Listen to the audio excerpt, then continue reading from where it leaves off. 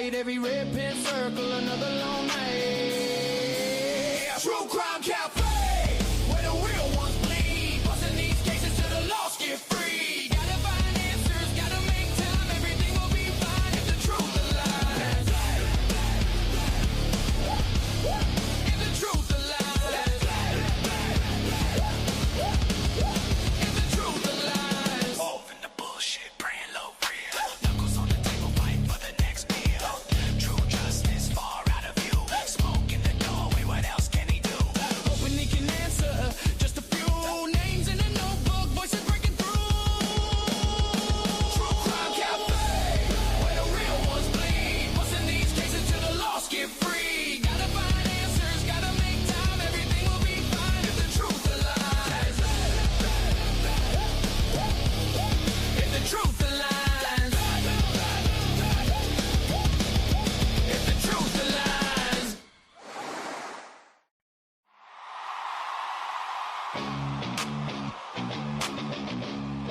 What's up, this all fucking crazy out there, right? A True Crime Cafe, they go to softballs. Cold brew, cold case, chalk lines on the gloss. Seeking the truth, finding the time, files on the counter, grind with the grind. Blue crew backs him, keeps him in line. Sirens in his pocket, eyes on the sign. Got a wall full of faces. String tied tight, every red pen circle, another long night. True Crime Cafe, where the real ones bleed, busting these cases till the lost get free. Gotta find answers, gotta make time, everything will be fine if the truth aligns. If the truth aligns.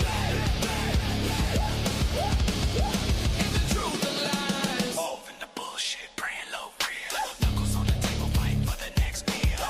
True justice far out of view. Smoke in the doorway, what else can he do?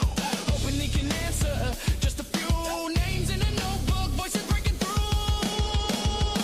True Crime Cafe, where the real ones bleed, busting these cases till the lost get free. Gotta find answers, gotta make time, everything will be fine if the truth aligns. If the truth aligns. If the truth aligns.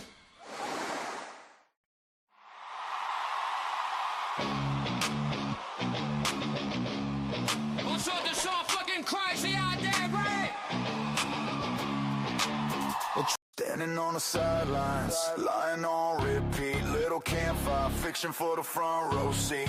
Day after day, same story, same spin. You dress up the rumor like it's evidence, then grin. You point at a case, say look at that man, but you don't got a screenshot, don't got a plan. You talk about a white car like it's some smoking gun, but every single detail falls apart one by one. Stop pushing the lies, goofy gray, every word you throw. Someone pays, we gotta get the truth before another one dies. Fog lights on, we cutting through your disguise.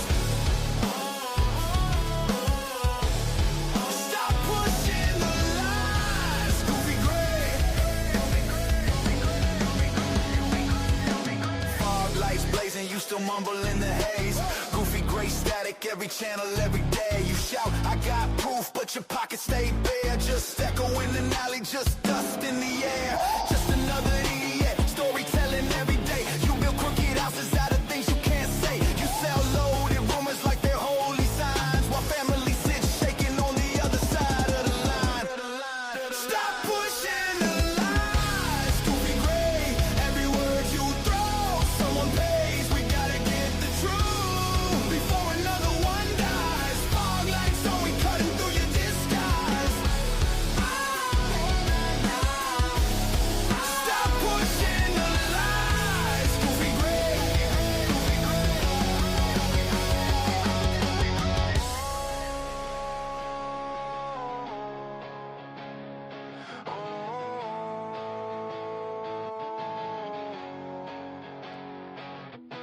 How many names gotta fade off the page while you chase fake ghosts in the secondhand rage? We want hard facts, not your costume show. Turn the cameras to the damage, let the real story glow.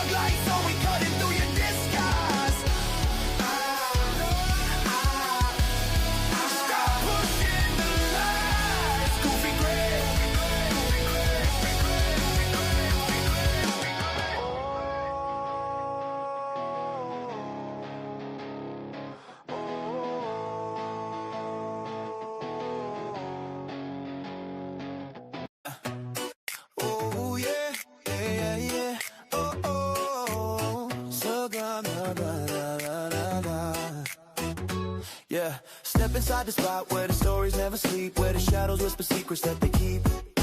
Brewing up the tales with a twist of fate at the True Crime Cafe. It's a date you can't fake. Every sip reveals a mystery, echoes from a history. Old school vibes with a brand new beat. Pull up a chair, feel the heat. Welcome to the True Crime Cafe, where the past and rhythm collide and play. Spin the tales, let the truth survive. Old school pop with a hip-hop vibe. True Crime Cafe is the place to be. Pouring stories with a melody, catchy beats and dark intrigue. At the True Crime Cafe, we believe. Oh, oh, oh, oh, oh, oh. Yeah, yeah. Hear the record scratch, the scene unfolds. Detective tales and secrets told. From cold cases to headlines bold. Every note another story sold. Every sip reveals a mystery, echoes from a history. Old school vibes with a brand new beat. Pull up a chair, feel the heat. Welcome to the True Crime Cafe, where the past and rhythm collide and play. Spin tales, let the truth survive. Old school pop with a hip-hop vibe. True Crime Cafe is the place to be. Pouring stories with a melody, catchy beats and dark intrigue. At the True Crime Cafe, we believe. Crack the code, unravel lies underneath those neon skies. Sweet like coffee, sharp like clues. Rhythm and mystery fuse. Welcome to the True Crime Cafe, where the past and rhythm collide and play. Spin tales, let the truth survive. Old school pop with a hip-hop vibe. True Crime Cafe is the place to be. Pouring stories with a melody, catchy beats and dark intrigue. At the True Crime Cafe, we believe. So come around when the night gets deep, yeah. True Crime Cafe, the secret's key. Yeah. Oh yeah, yeah, yeah. Oh, oh. Click on the channel, same old script. She reads that page with a plastic twitch. Wild old hair, weird old face. Spilling cheap drama all over the place. Claims that she cares while she plays that role. Eyes fake wet, but her heart so cold. I'm watching that show like this ain't right. Feeding that fear every single night. Nothing good here, it's nasty disgrace.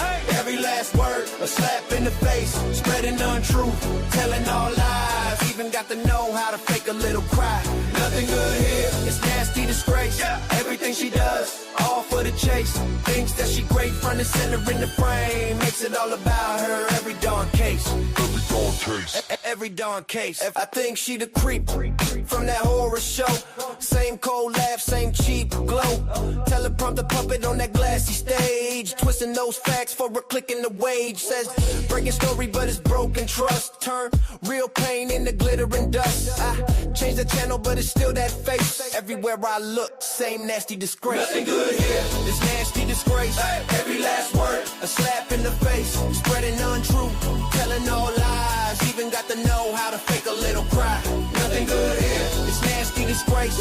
Everything she does, all for the chase. Thinks that she great front and center in the frame. Makes it all about her, every darn case. Every darn case. Every darn case.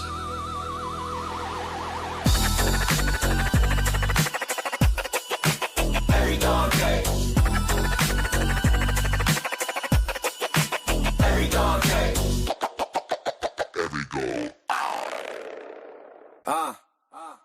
Click on the channel, same old script. She reads that page with a plastic.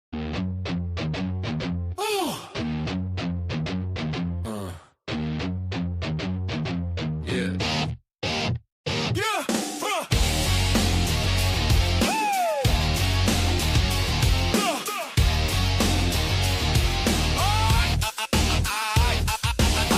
Big screen, bad suit, cheap smile, black roots, handshake, fake proof, cam on, stay tuned, dirty reporter, scary weird face, act like she the best, not a good trait, looking like Skeletor, cheekbone stress, eyes so cold they freeze your breath, talk that talk, gotta step off beat, crowd still locked like cars in the street, she bad news, bad seed, all eyes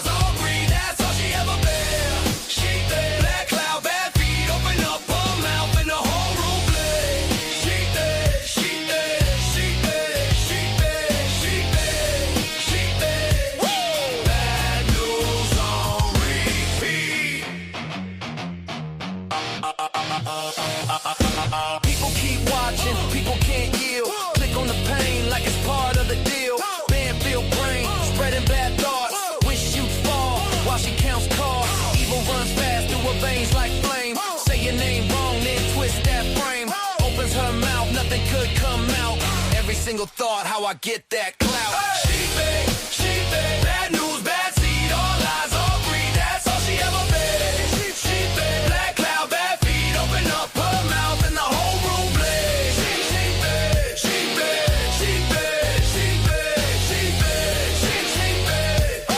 Bad news on repeat.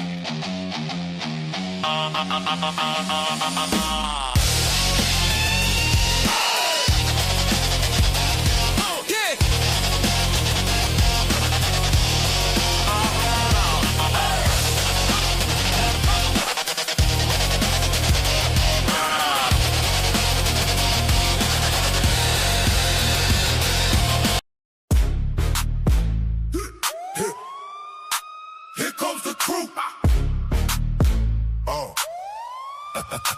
All in blue. Here comes the crew. All in blue. Yeah. All in blue. Tomboy stomping in steel toes. Tangy talk slick, that still flow. Leah lean back, got real glow. SRB slide through, that real slow. Sassy Cassie with the side eye. Jesse Lynn hit him, watch him backslide. Christy Nevada with the wild ride. Lucy Morningstar, set the sky bright. Fizzy Snoop the 75, brain sharp. Cat cake cut deep, leave a faint mark. This is chaos when the play start. Typically unique role, high art. Man got a plan that lock tight. The last 24, running all night.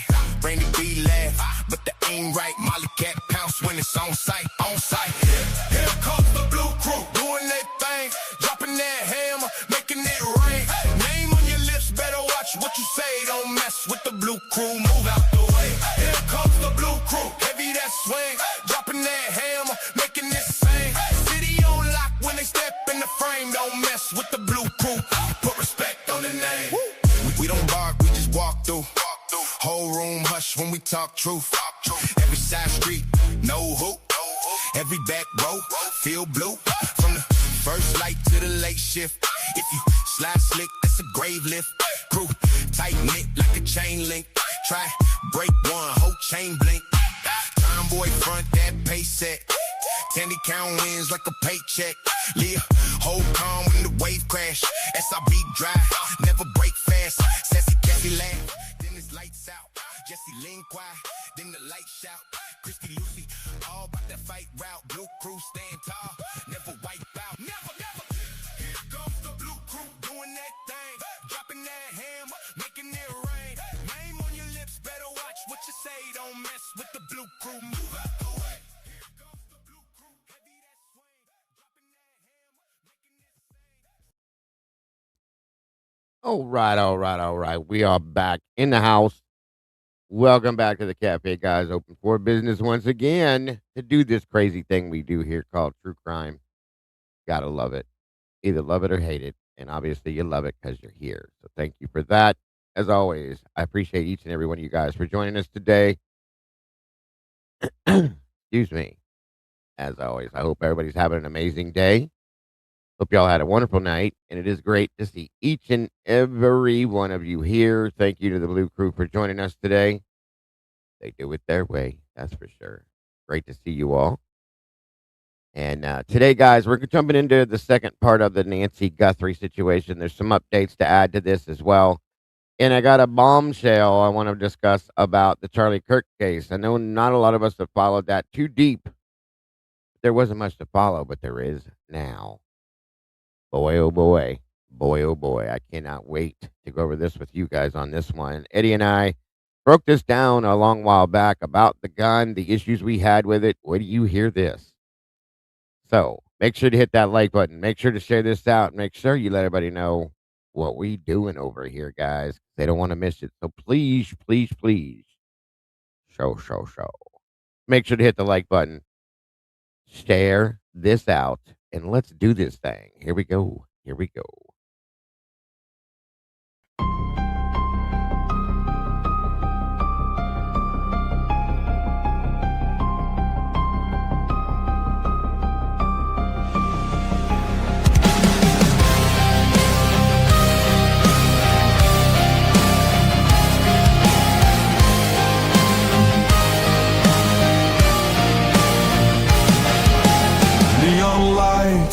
flicker like broken halos. Whispers gather in the smoke-filled air. Tables carved with secrets and shadows. Every story's a wound laid bare. The kettle's boiling with a restless rage. Justice written on an unseen page. I sip the silence, bitter taste, waiting for the ghosts to show their face. At the True Crime Cafe, we serve up the pain they try to hide away. Pour another cup of the truth you crave. Raise your glass to the names they betrayed.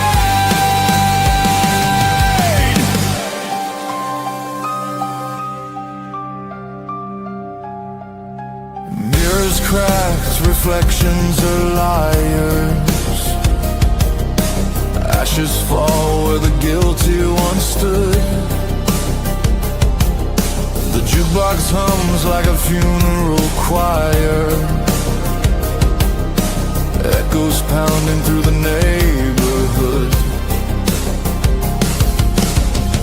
Every scar is a candlelit vow. We hunt the how, we demand the now.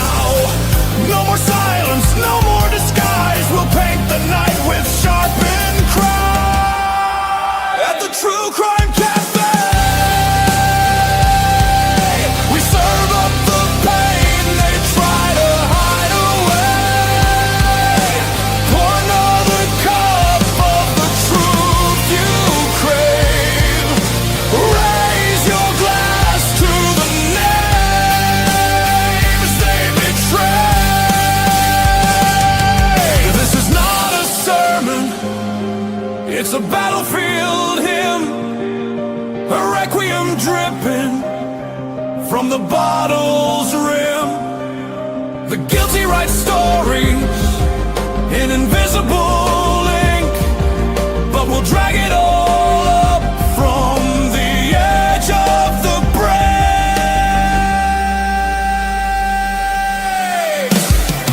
At the True Crime Cafe,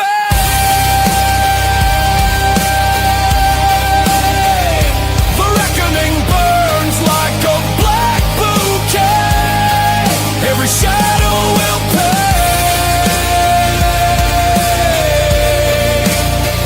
In the True Crime Cafe.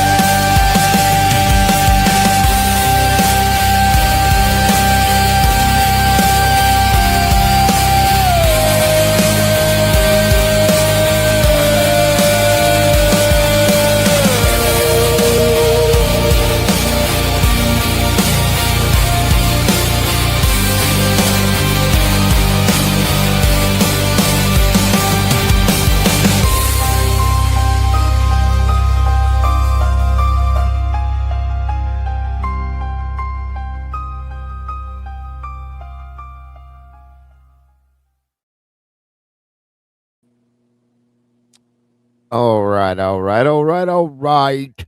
Welcome back, you guys. Great to see you all here again. As always, thank you so much for joining us.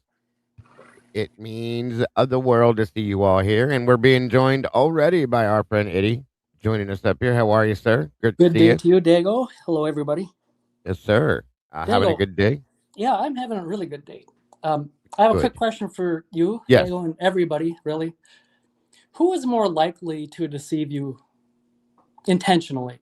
Me or someone in the mainstream media? Even if it's like one of your favorite media Someone in the personalities. mainstream media. Right. Good Obviously. answer. I mean, other than the fact that we're friends, okay, and that's different. But yeah, in reality, it would be somebody within mainstream media. I agree with that fully. Right, because if I did that and I was found out, well, that would lose all credibility with you. Absolutely, yeah, and that's how My that word would be no good moving forward from then they on. don't care about that. Well, at least the mainstream media, when it's happening to you, they let you know. They say, okay, this is the segment where we're really fooling you, and as a result, disrespecting you. Yeah, Yeah, absolutely. right. Of course, I'm being silly. They never tell you, and they're good at it. It happens to you, and you don't even know it happens because they're that slick. And they've been doing it for a long time too. That's the other thing. They're really good at it. Very good at it. So And why do I ask this? Just because I needed reassurance. No other reason. No, I'm just kidding. There's a purpose. I'm sure there is. There usually is with you. You always have a very good point when you do these things. So that is why I get it. But And I'll we'll cut get the there. mic right now and let you continue on, though. Real quick, I just want to say hello to everybody that's joining us and show how grateful I am to see you all. Miss Sluther75, always a pleasure, dear. Stephen Vlogs, good to see you. Then Ms. Mamikins, 73. Miss Molly, good golly almighty, good to see you, Molly. Our videographer in the house today, guys. The one that creates that amazing intro and song. Make sure you guys all thank her if you enjoy it because she does an amazing job, as always. We also got Miss Teresa in the house. Good to see you. Uh, Crazy Italian lady, welcome to you. Karen Folkwas, good to see you today as well. Our friend from down under, Ms. Ozzy McGlynn, great to see you, dear. Margaret, welcome back to you. Teresia, all right, I'm saying it wrong. Teresia Lamasters, welcome back, Teresia. Good to see you. Miss Teresia gave us some assistance, some thoughts and feelings when we were covering the Miss Taya joined us for the Electric County case. Great to see you back in here, Teresia. If I'm saying it wrong, I'm sorry. Becca, good to see you. Lisa Clark Monroe, welcome back. Good to see you. SRBBB's in the house. Good to see you. Fact Digger, welcome back to you. Miss Krista Marie, our sister from the reality with Miss Krista Marie. Good to see you, dear. Lose open. Oh, wow. You guys are challenging me now. Lose open Tabar. I think that's right. Welcome to you. Great to see you today. Let me see here. Of course, Eddie's up here with me. Always happy to have Eddie in the house with us. One maiden nut. Come on, guys. Roll down with me here. Let me see. Busy's bizzing around. What are you doing in here, Miss Busy? Must have the day off or got off earlier. Maybe I'm just late. Great to see you. Either way, Fizzy, I'm glad to see you fizzing around in here. Blue Devil, good to see you today. The business. Angel D. What is going on? Another one of our friends from down under. Great to see you. Always happy to see you, Angel. Come on now. Scroll on up. Fighting for Truth. Hello and welcome to you. Great to see you, Buffalo Chick. Thank you for joining us today. Blue Eyed Butterfly. Always happy to have you here. LBL November. I love scary movies too. Welcome to you.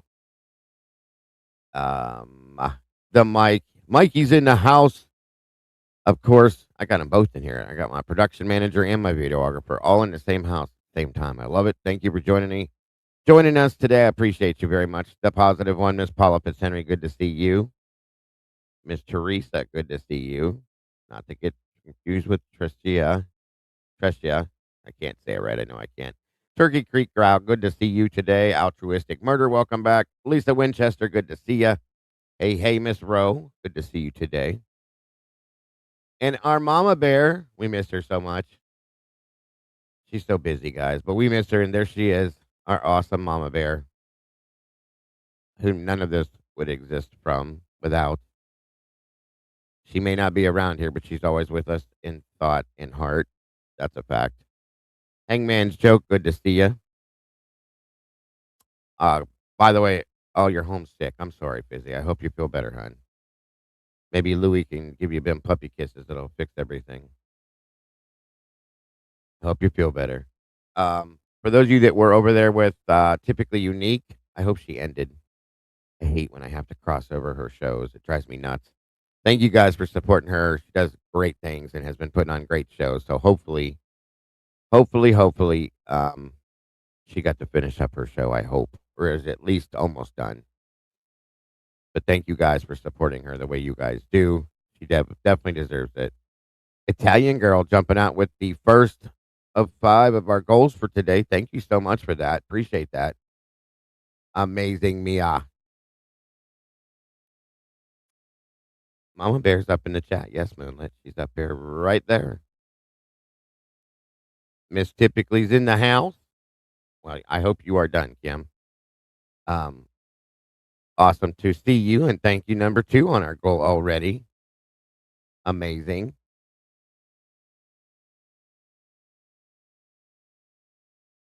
And thank you to my mods for being so kind and thankful to people when they do give us gifts. That's amazing. You guys are amazing. I have the best team in the world, and on YouTube for sure. That's a fact.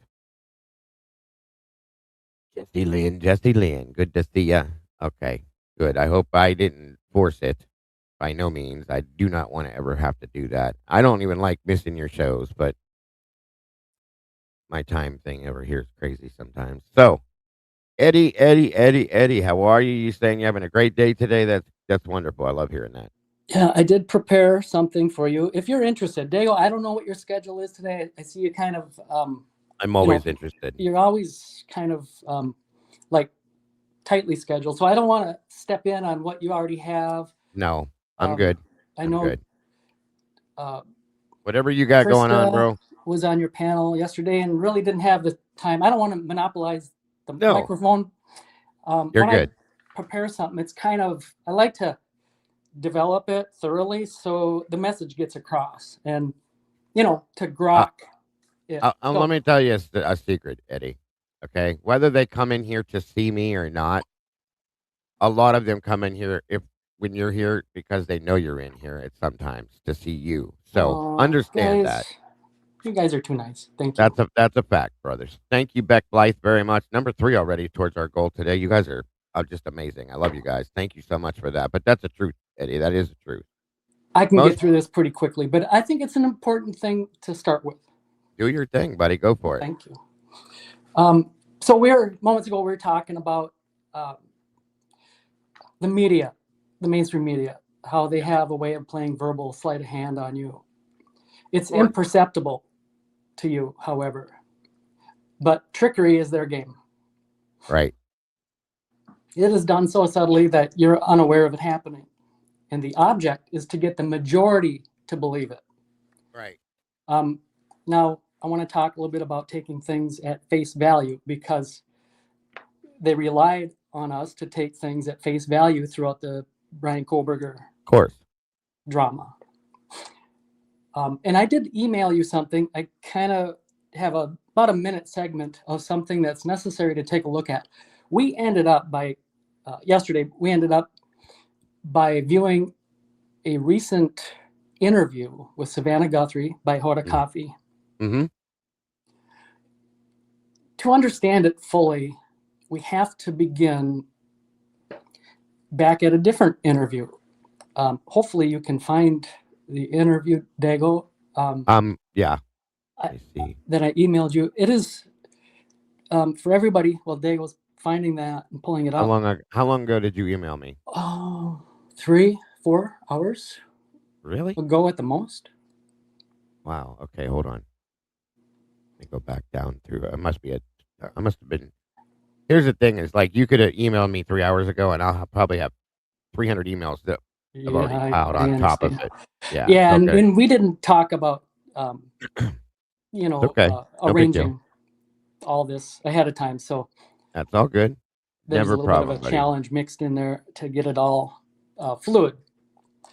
So hopefully you can find that. Meantime, the interview that is of interest is a Karen Laramie interview that Savannah Guthrie and Hoda Kotb had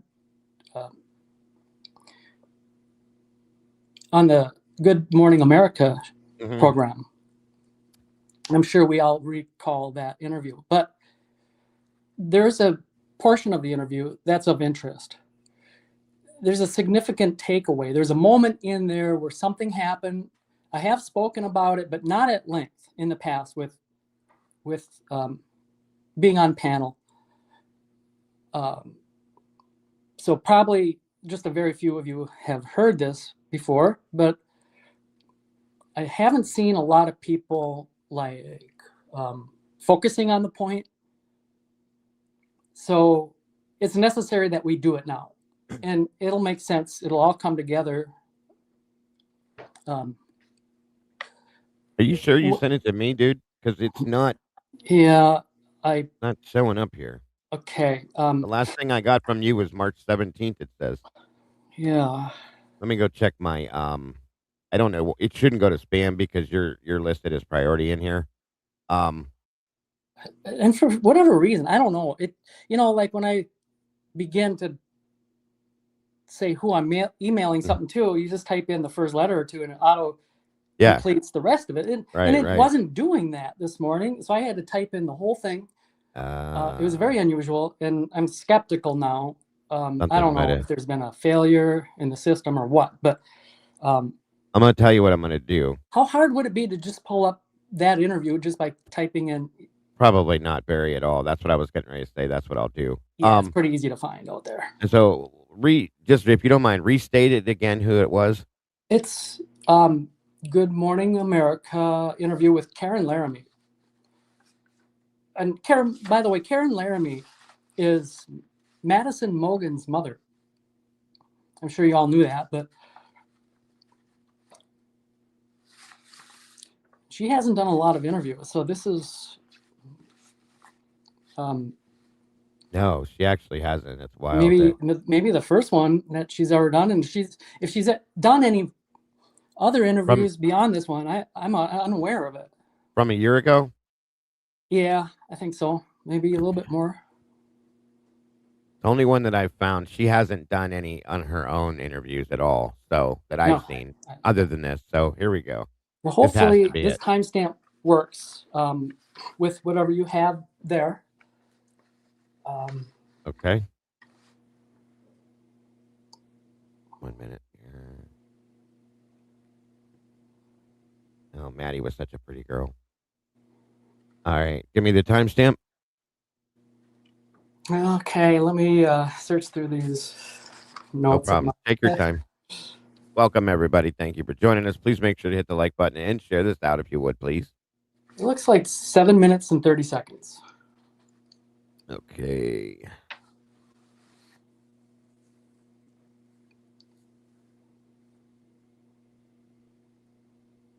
About right here.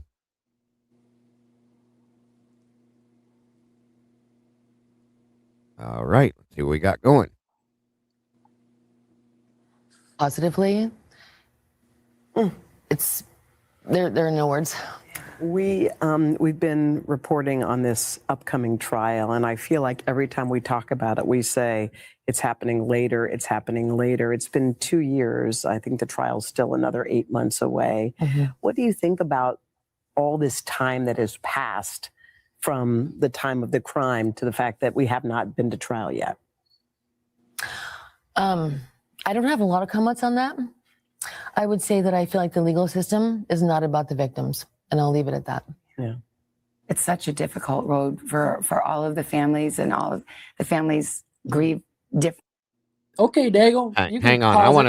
I want to stop that there anyway. And actually, if you don't mind, I want to play that one back. That one comment back real quick. Now this is Madison Mogen's mom. For those of you that aren't familiar, most of you guys probably do know. You can look at her and kind of tell. But this statement she makes is quite a statement, folks, if you hear what she's saying. I feel like the legal system is not about the victims, and I'll leave. The legal system is not about the victim. Wow. That's impactful, you guys. Legal system is not about the victims. In my opinion, very impactful. So, okay. Anyway, on we go. What do you got going on, sir? So, that is significant. What just happened there, you have to understand what you just saw. Maybe some of you can see it, but I'm going to help you. And you tell me if I'm wrong. Absolutely. So notice Hoda's leading question. At the end, by the way, of this interview, and we all recall from high school, effective speech writing techniques, effective speaking techniques, whatever.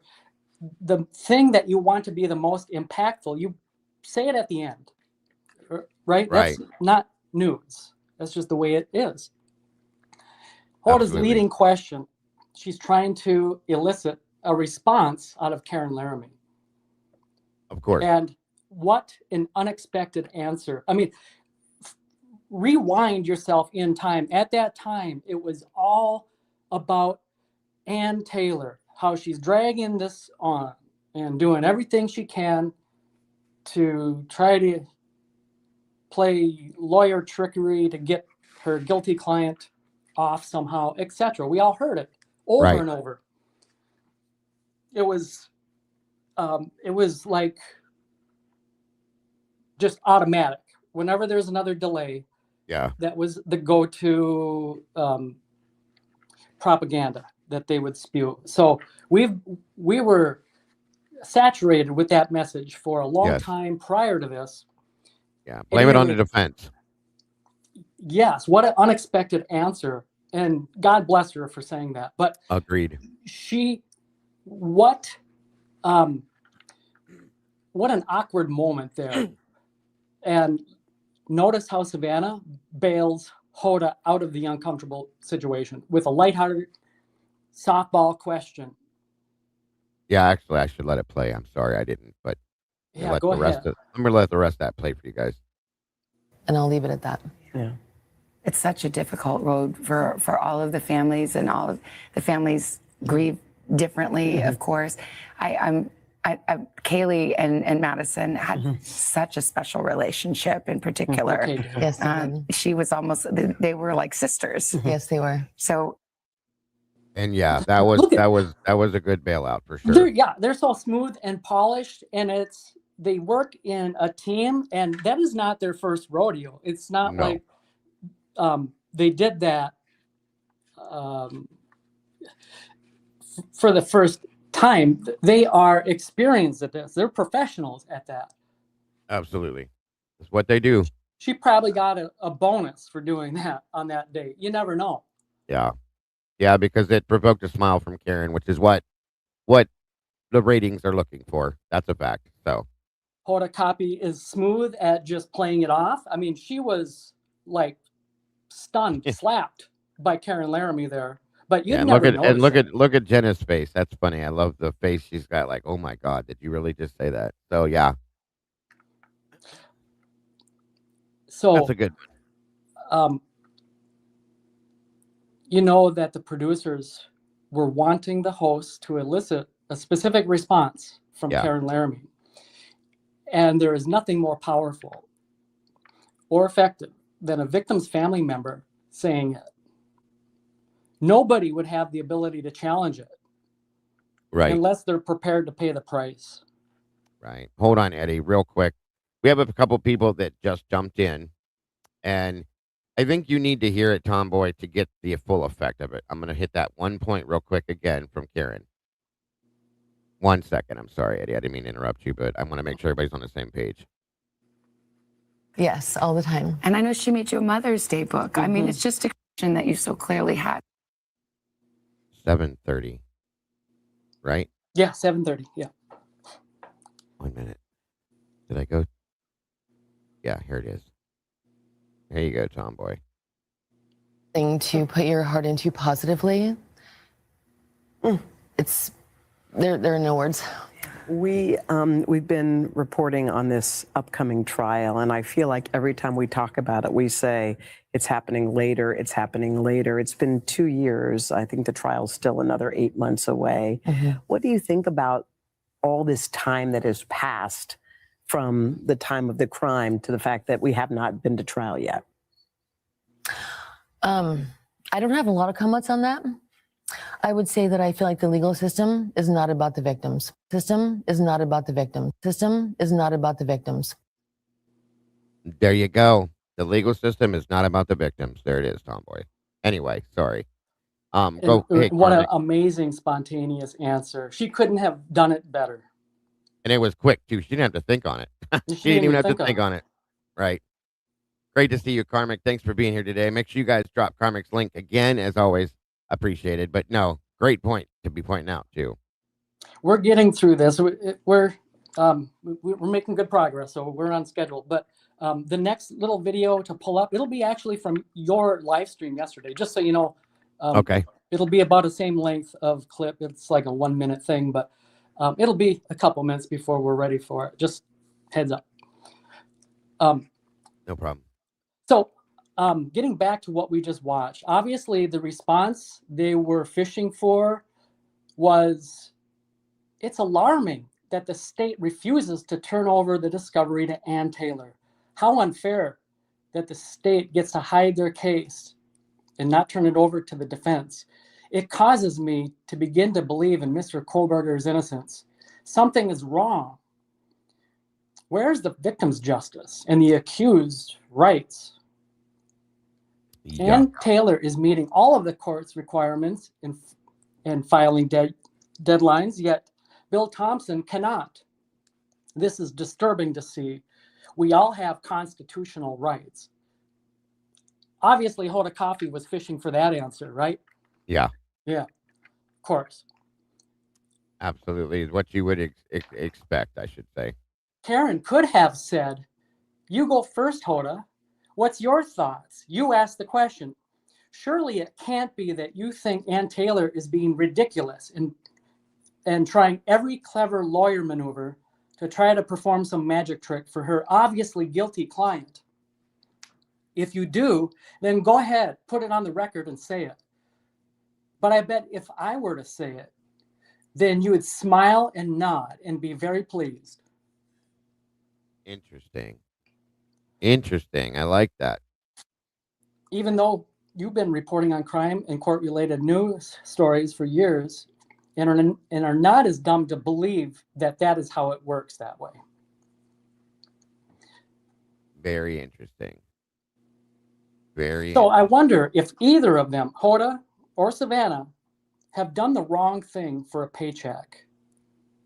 Because if they have, they compromise their integrity. I don't know. Does NBC put out any false news ever? You be the judge on that. Of course, we know they have. And let me respond to your question. Welcome, Sarah. The Irish in the house. Meanie, good to see you as well. Guys, make sure you're following Sarah over on Twitter or X. Especially for the Idaho 4 case. She has it packaged so nice and neat with a pretty little bow right on top of it. Anything you're looking for, go check out her and follow her, and you will find it. I promise you. Thank you again, Sarah, for all you do, and thank you for joining us today. So, in my opinion, with what you just said, of course, I'm sure, and not by any fault of their own per se, right? But this is their job, okay? Hoda, Savannah, and Savannah knows, okay, which is partially why she's done some of the things and made some of the statements she has with what she's going through personally. They do it every day in some senses when they cover these cases because it is a paycheck.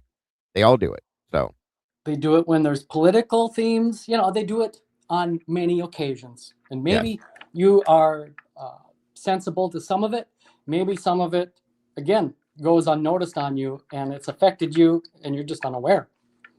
And most of us probably don't catch it right out of the gate. Now, I'll say this. Most of us that are in here, okay, we do the same thing, but we do it in a different type of way. Okay, we do it where we try to provide, rather than the antics that mainstream or whatever we call the media here will put out. We will look underneath what they have on the surface and try to find what the actuality of it is and give you that along with the other statement that is made and let you decide what you think is real or not. And then in turn, you can see what mainstream media is doing at that point, in my opinion, if you can. So how does that clip that we just watched tie into what we were discussing yesterday? Dago, on your live stream yesterday, I have a timestamp. So whenever you're ready to pull it I up. have it up and ready to go whenever you... It is at 3 hours and 29 minutes, 0 seconds. And it goes to about 3 hours, 30 minutes and 10 seconds. So about a minute and 10 seconds. I'll just start it right at 3:29 even. Yeah. And let it go from there. Hey, I know that guy. And I know her too. I know all four of these people. Anyway, and it goes till, well, you can tell me to stop. It's about a minute and 10 seconds long. Okay. By the way, just so everybody knows, I hate listening to myself. So Well, What you a won't great have to. This is night. That yeah. if you got the right spot. And then If everything if I wrote down the right it's silent. timestamp, it should be the interview where Hoda Kotb is interviewing Savannah Guthrie. Oh, that's down further. Wait a minute. 2. Nope, I didn't go far enough. You said 3. I must have been. 3 hours 29 minutes. Oh, I didn't have my glasses on. 3:20. I had it at 2:29. I'm sorry. I'll start at 3:29 even. Right there. Okay. All right, let's try that again. Sorry, guys. It's our matriarch. She's all we have. Savannah and her family stayed together in Arizona for weeks as the media coverage grew more intense. We had to move houses many times because people came and not everyone is respectful, unfortunately. You know, And there was a night we had to leave in the dark in the desert, holding hands, me and my sister and brother and I get into a car waiting for us because the people outside were closing in. So we found a place that was safe, and then we couldn't really leave too much. So like those days are a blur. Yeah. Crying and praying. How did your family feel about the way the investigation was conducted? I think that's about. Yeah. Is that good? Yeah. So I'm going to Okay. be controversial and probably very unpopular here, but I don't believe a word of it. It is absolutely absurd what she just said. About Sorry, not sorry. the leaving at middle of the night thing. Yes. You know, if you want yesterday- to play it again, you're welcome to. Yesterday, I got 2 emails after I ran my show of people saying the exact same thing. They said, "Do you believe that that was true, or do you think that that was put out to invoke a response from the public?" And I had to think honestly, what would be the goal of making that statement? So I see it 2 ways. One, to some extreme, I can understand, which I could see maybe, sure. Maybe they did leave because they were uncomfortable with how much press they were getting and they were around. But do I believe it happened in the middle of the night? Them going hand in hand, sneaking out into a car that was waiting and leaving? No, that was dramatized in my opinion. Okay. That was dramatized for effect. Okay. And I'm not degrading Savannah or her family. Don't get me wrong. That was dramatized for effect, and I think that was put out there for one of 2 reasons, or both reasons. One, to play to the possibly to play into the kidnapper's hands for how can I say this? Okay, not even the kidnappers. I'm going to say the people responsible to play to their emotions. That's what I was looking for, is to invoke an emotional response, and to the public, I believe, to try to give them answers, I guess. Maybe if you see it that way, that's up to what you think. Savannah Guthrie, Randy, good to see you, buddy. So that's again my opinion. Thank you, Blue Eyed Butterfly. Can someone tell me why the Ransom Pete's never sent a ransom letter to Savannah or her network? That's exactly what my question was yesterday, Blue Eyed. Thank you for that. Going towards our goal today. You're amazing. I think a lot of us have asked why NBC did not receive this and why there were quote unquote ransom notes going to TMZ, which we're going to look at some of that stuff today too, some newer stuff. So there's that. But anyway, those are my answers to that, Eddie, is what I believe. Thank you for saying it, because I have that written down as well, to elicit an emotional response. Same I thing, mean, that's right out of the playbook. That's how you, like I said, a few moments ago when we were opening your show, the object here is to get the majority of the people to believe the message. Of course. then you gain the victory. Who cares And- about my voice? Because I'll be the silent minority. And here's the thing, and I'm Or not gonna. the vocal Yeah, minority. yeah. You are correct. And this is the thing, you guys, and I don't mean this as a mean thing towards Savannah by any means, but she knows how to do it. She's a professional, folks. This is what she does for a living. She knows how to have these interviews. These two here are partners. They work together, as Eddie said, as we saw in the video we watched beforehand.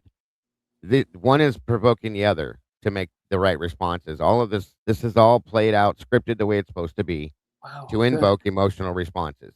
So You're on point, Dago. I try. Can you see my notes? Your notes? No. Yeah. No. All of my talking points. You're No, hitting them. but we know each You other know it. pretty well. We know each other pretty well, Eddie. So, like Meanie pointed out, thanks for saying it, because I was, I'm willing to be the bad guy and be unpopular and say, I don't believe a word of that. But I'm going to say it and just fall on my sword, because I know there's going to be a price to pay. But some may also be thinking this and need to hear it said. Recall, I have also said early on that Brian is innocent, and it was not fun. Of course not. No, that was an interesting. It was an interesting few years that we went through with that. So yeah. Yeah, I was attacked for that. But so the point here is you don't need to over dramatize the truth. Right.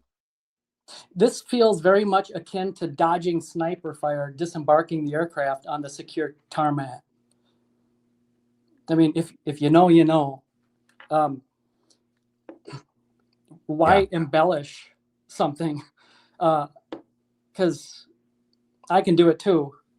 There I was, knee deep in hand grenade pins, single-handedly charging Hamburger Hill. Right. I mean, you challenge that? You challenge a war hero? How dare you? Shame on you. Right. And real quick, hold on, Eddie. Becky, you don't have to worry about leaving, dear. You're never going to be judged for your opinions or thoughts in here, okay? Or nor attacked. It's okay.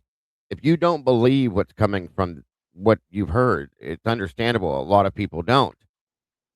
That's what this is all about. So please don't feel like you have to come in, leave, and we're not going into what you think we're doing, okay? You're welcome to stay here, express your views, opinions, and thoughts if you can. But don't ever feel like you can't because of what may happen is all I'm saying. Go ahead, bud. So observe this. If it were really true, it would be a very interesting story. So there'd be all the follow-up questions, wouldn't there? For Absolutely. example, who are they running from? Who were you running from, Savannah? Was it JLR? Right. Who were they? Were they armed? Did you call 911? Mm-hmm. Did police arrest them or conduct an investigation? Did you take photos or videos? Were they criminally trespassed? Was it a mob? How many? Right. How close did they get? Did you evacuate in disguise and go out the back door? You say it happened several times. Was there a law enforcement security detail assigned? Exactly. None of that. Nope, just nodding and agreeing to the Here- vagueness and the lack right. of details. And here it is. That's Because yeah. it's scripted, like you said, Dago. Yeah, and here's SRB hit it on the head with the ball-peen hammer, in my opinion. She says exactly, Eddie. What press even found them because we saw nothing. Thank you. And that's putting it in a nutshell, folks. All of that, she just crammed it into the nutshell because, listen, I respect your loss. If it truly happened and everything is what it is, I respect and I have compassion for your loss. At this point, as I was saying yesterday, you show me how this is realistic in any way, shape, form, or fashion with what has been seen. There's no answers anywhere. There's nothing on the surface of this case that makes any damn sense whatsoever. And then we hear things like what she just said here, okay? I had problems with this yesterday, but I didn't say anything because, we were running the show. But at this point, all this did This was a completely scripted and acted out situation to elicit an absolute one of the highest absolute emotional responses they could get for this. Absolutely, in my opinion. If any press Yes. knew where they were, they would have shown the area at the very least. Now, here's my other point to this, SRB. Great point, too. We heard them say, Savannah, we heard Pima County Sheriff say himself that Savannah had a security detail, right or wrong. Okay? There's no way in hell that anybody got to Savannah Guthrie or wherever she was staying at and got past the security detail that she would have. She's nothing short of what a movie star would be listed as, okay? If not more, because she reports the news and is very protected. So Savannah herself probably has 4 to 5 people that stand within 10 feet of her at any given time. There's no way on God's green earth that anybody could get to her or her family. Period. I just want that known. I'm sorry I keep interrupting you, bud. No, but you don't. You have provoke good these points. answers from me, period. How many times have I said, I just hate coming up here and it's almost like I'm calling people liars. I hate that. I know what you're doing. It's okay. It's not your I've done fault. that I've said that for years because that's the position we're all in. Because Sure. either we have to accept everything we see at face value, just suck on it, right? Exactly. Or if you push back against it, I mean, here's a victim and she's in tears. And Right. here's a guy attacking her, right? I mean, I got all the strikes against me. There's no hope for me. I mean, she automatically wins. Yeah, but the funny thing is you notice that nobody is challenging you at this point, right? If you look through the chat, there's nobody challenging you. So And I'm just a remember metaphor. that. I'm a representative of Yeah. all of you. Yeah. Welcome, Tomboy. Exactly. And we're almost done, but just the takeaway here, and because I'm going to get all this tied together in a neat bow.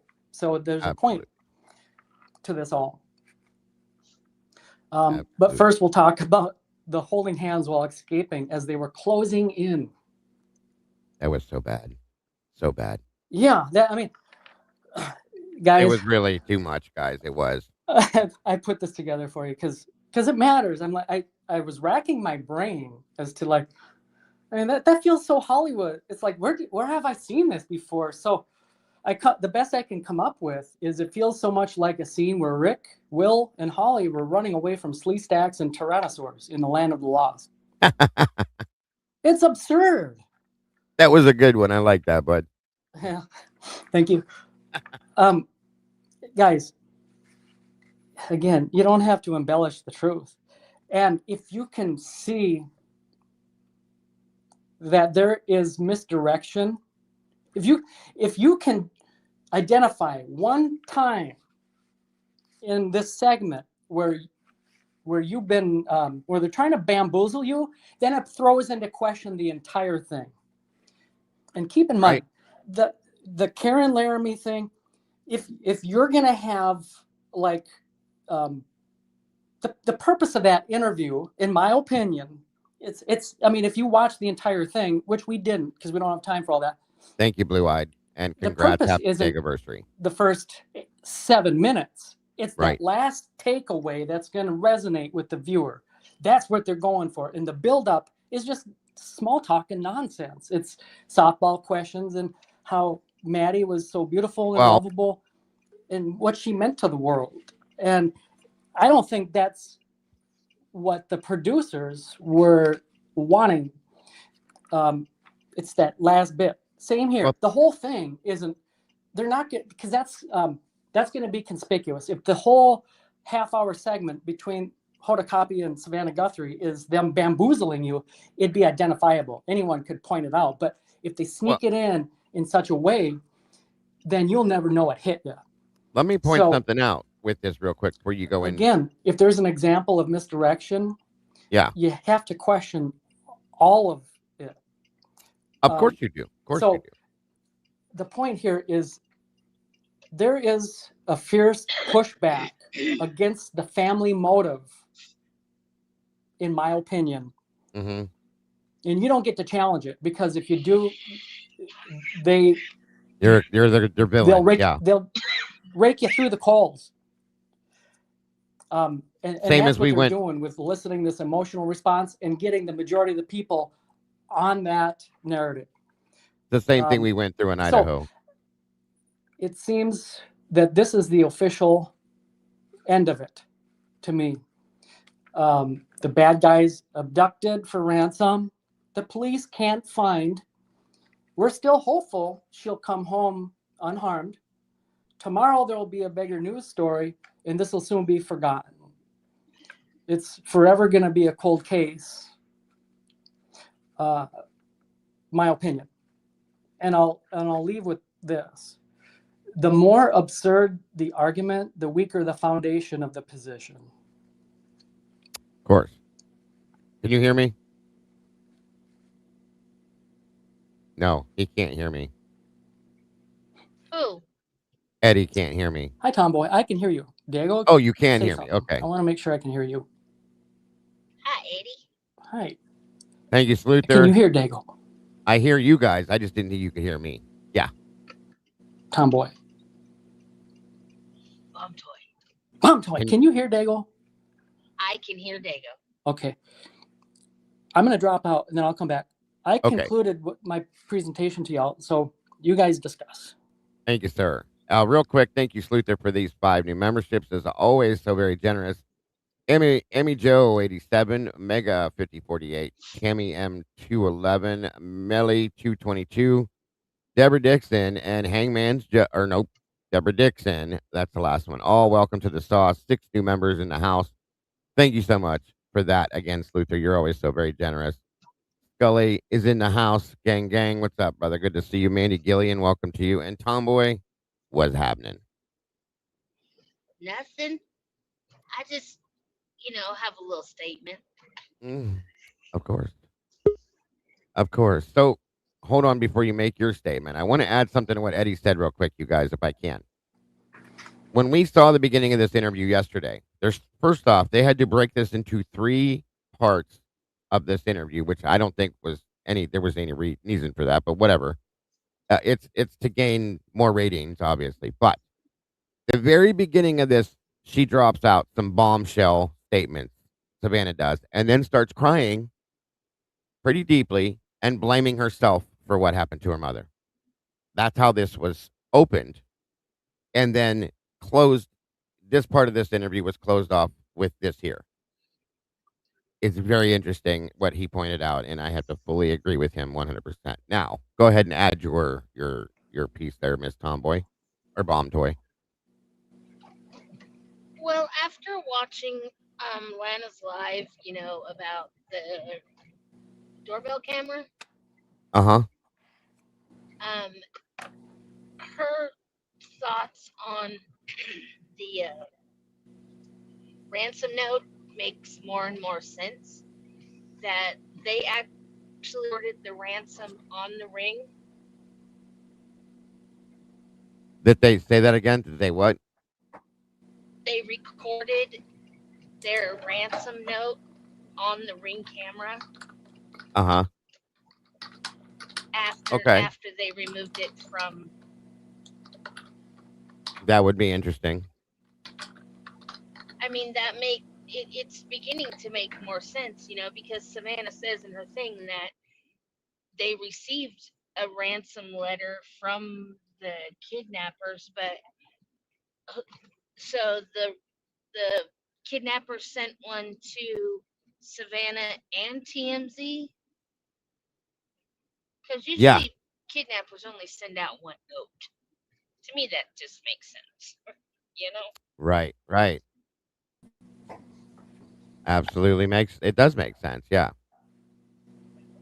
I fixed that. Turkey Creek. Thank you. The thing with, people always say, well, how come the sister didn't call Savannah first and all that stuff? I totally 100% believe that they had actually went in the house and saw whatever happened, the damage or, whatever, and they decided, we need to call 911 first. Yeah, but and here, I think you We talked about it. You remember the original story we heard? That the church person called Annie and said, your mom wasn't here today. What's going on? Annie and Tommy go over, they check it out, and then they call Savannah first. Savannah calls Mark Kelly, and then the police were called. Do you remember that conversation? They what? Annie and Tommaso received a phone call from somebody from Nancy's church. Okay. Said your mom wasn't here today. We talked about this in the Discord, I think. And even out here, I think one time. And Annie and Tommaso went to the house looking for her and then contacted Savannah and said, hey, where's mom? She's not here. What's going on? Savannah in turn contacted Mark Kelly, Senator Mark Kelly, and then they contacted police, is what we were told. Do you remember that?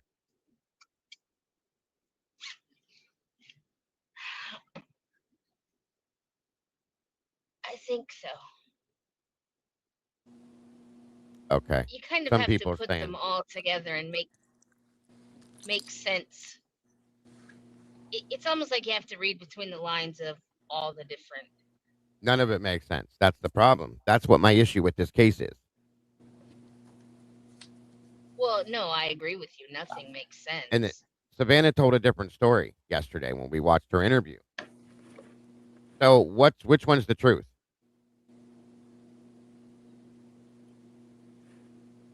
That's my problem.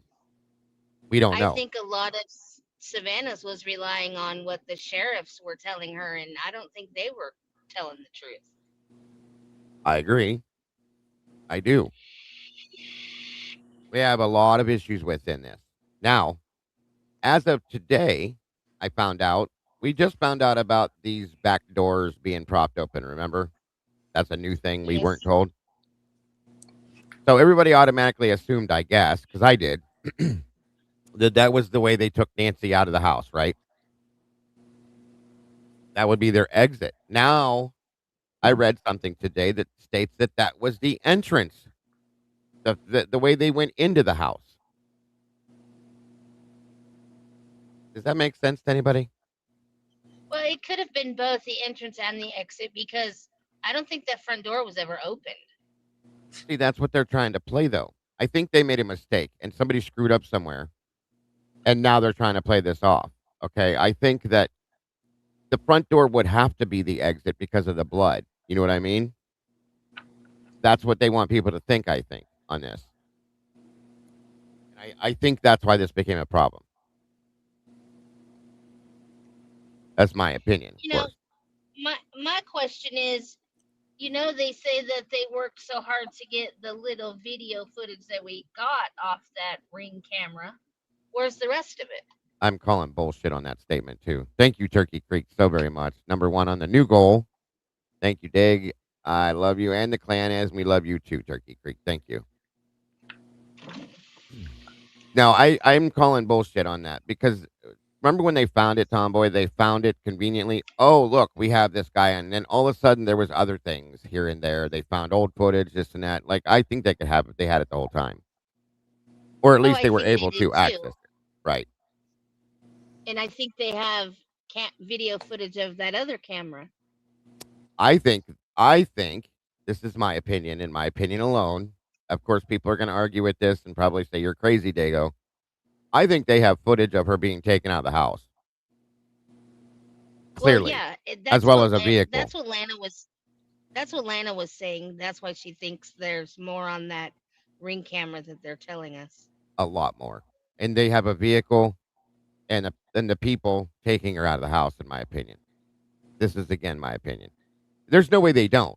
Okay, if they found the footage they found, then they have to have this footage, in my opinion, too. Yeah, because I don't think that Ring camera footage just stops at him standing on the porch. That's what I'm saying. That they just gave us, just like they did on the Delphi video, they gave us the bridge guy and that little spit of audio. They gave us what they wanted to give us for their own reasons. We know how that works. Yeah. So in turn, we know there's more. That's how this shit always plays out. See, Brandon, he's right. You're crazy. I told you I'd be crazy, but right. I know what you're saying, Brandon. It's all good, buddy. Um, There's got to be, meaning. There's no way in hell they don't have this shit. Okay, there's no way they don't. They know way more than they've told us they know. See, that's what I'm saying, SRB. She said, "Wait, that's right. We saw the porch, and the blood wasn't there yet." See, this is what I'm trying to explain. Something's weird with this, and there has been. And they don't think we're smart enough to pick up on these things, is what the problem is. So No, that's why. they again, it's one of those cases that I don't think they thought would get nearly as much coverage as it did. No, no. Well, I mean, that's kind of a dumb thought that they had then, because this is a celebrity's mother. Of course, we're going to pay attention to it, especially out here. It'd have been the same thing if they'd have busted No, in and. Go ahead.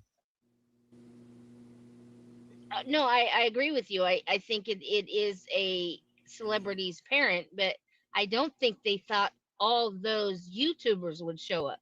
No, you're right. Right. Of course not. No, they're not used to that yet, and that it seems it's par for the course now. So, and if they don't show up, we're out here doing it here And from this our crap our of house. Hmm. this stuff of her having to sneak out of the house. Well, how the hell did they find him to begin with? They didn't. I don't. That's what Eddie's point was, and SRB and mine too. I don't believe they did. And Hangman said, "Do they honestly think we are also stupid?" And you can bet anything on that she's on the footage. Yeah, 100%, bro. No, it's ridiculous, and it is absolutely was to elicit an emotional response. Period. Dago, real quick. Can you hear me? Yes, sir. Okay. Sound good. Hopefully, you can hear me. Yeah, I'm seeing a pattern in the failure of the StreamYard thing. It's like when something changes. In other words, like someone comes up on panel or someone drops out of panel, then I can almost expect that I'm not going to be able to hear a random, whoever's left. It might be one or two people, but at any rate, I wanted there's to been share issues that with it lately. I'm starting to identify when it happens now. Yeah, I need to look into doing some updates or something on it, because it's been having some problems for like a week now. So I'm sorry that it's doing that to you. I wanted to add, you were just talking along the lines. I just wanted to add one more thing, a takeaway as to what we were discussing. Think of this too. So if someone was to embellish a story, say it was me, and I said that there I was knee deep in hand grenade pins, the only one in the company taking Hamburger Hill all by myself. So if I'm embellishing that story, what does that mean? Would it mean that, okay, so he took Hamburger Hill, he just wasn't knee deep in hand grenade pins? I mean, right. Would that? No, absolutely not. There's something more serious wrong with that conclusion. That wouldn't be the conclusion. He was still heroic. He did it all by himself. Just exaggerated the hand grenade pin thing. No. More than likely, what that means, the takeaway, although you can't prove it, means I was a coward. I was way back in the relative safety behind some rock or something, while everyone else sacrificed their life and died taking it. Right? That's probably more likely. True? Right. Yeah. Absolutely. That's how that goes. So connect that with what we were just talking about. Sure. If someone is knowingly embellishing a story like that, exaggerating to an absurd degree, more than likely, then that never happened. That's a good point. What's the point of telling the story then, other than to mislead? Good point as well. Yes. So, therefore, if she's misleading, why?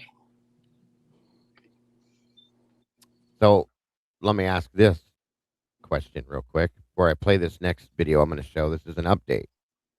But what would be to gain, you guys, from this? Okay. Savannah Guthrie's worth more than anybody in her family. We already know that. And I'm sure that, her sister does not want for anything, being that they're siblings, nor does her brother. I'm sure they have their own income as well, but they would never need nor want for anything having Savannah Guthrie as a sibling, in my opinion. So, what else? What motive wise? What other motive would there be for Nancy Guthrie, an 84-year-old immobile woman, to be kidnapped? This is the problem with this case. She knew a little bit too much information. I mean, could she? Maybe. Let's think about the players in this too. Okay, let's think about that for a minute. Cameron Guthrie, okay, works for, or whatever his last name is. I think it's Guthrie. He worked for. He worked in. Let me say it that the correct way. He worked in. Oh Jesus, I just lost my whole train of thought. And we'll get to that in a moment, SRB, because I have a thought. He worked in intelligence, and he was with the Air Force. So there's that. Savannah's husband, Michael, I think, is that? Yeah, I think that's his name. He works and has worked in things surrounding things. I'll just put it that way. That is interesting things. I'll say it that way. I can't give you an exact what he does because it's never been exactly stated, but and their names have been part of other things too, in some aspect. Okay, they've investigated things per se, or not investigated, but interviewed about certain things and topics that we've looked at recently, stuff like that. So, is that a reason? I don't know. This is not for money. Okay, this is not for money. I don't believe it's for money at all, in my opinion. Um, and the fact that when she made the statement yesterday that she made, I don't know how I feel about it. That she said that Cameron, her brother, told her over the phone, Savannah, mom has been kidnapped, and I believe for ransom. Why would you make that statement? And then all of a sudden, after that, ransom notes show up. You guys see what I'm pointing at? There was no ransom note left at the scene that we've ever seen or heard of, which is how that would work, I would think. I would believe they would have left a note at the scene. It would make more sense, but they didn't. Okay.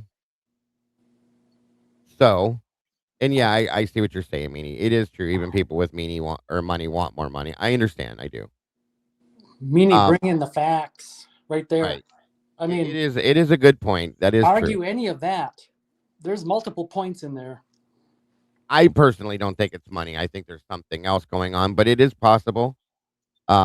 Even people with money often want more money, or could be a dispute gone wrong, or what would be the media and political firestorm if Nancy employed illegals. And right, no, agreed. These are good points, Meanie. Good point. Yeah, she was living alone. She did have people that came and worked for her, like gardeners and pool boys, and I swear she had probably somebody that would show up to help her out with different things at least once or twice a week. You would have to think she did. Um, so there's a few different theories here that I have going in my mind. I don't know. I don't have a real true answer to you. None of us do, but I have thoughts. I'll just say that. So you're welcome, Meanie. I'm gonna leave that there for a minute and let that. I am just stunned. I just can't even get beyond it. Meanie just brought it. No, we'll never know. If that's the case, we'll never know. I hadn't even considered it like that. But think of what the It's a good point. topic, politically wise, at that time in our country was. I'm not going to go there. Just, I mean, if you can recall it, then good on you. Yeah. Because oftentimes in true crime, there's a crossover. It blends into politics, and we got to navigate them discussions very carefully. But wow, because what a mess that would be if, like Meanie said. Yeah, of course. And Meanie's saying talk about now, motive. The Guthries are very pro immigration, as Nancy stated on her Facebook, and I think truly that could be it. Makes a lot of sense, Meanie. It does. Maury's in the house today. Thank you, Detective Maury. Not to be insensitive, but this lady was dead 5 days after she was taken. Not too much publicly. for any smart criminals to hold her. I don't even think it was 5 days, bro. I think it was probably within the first 24 hours, maybe 48 tops.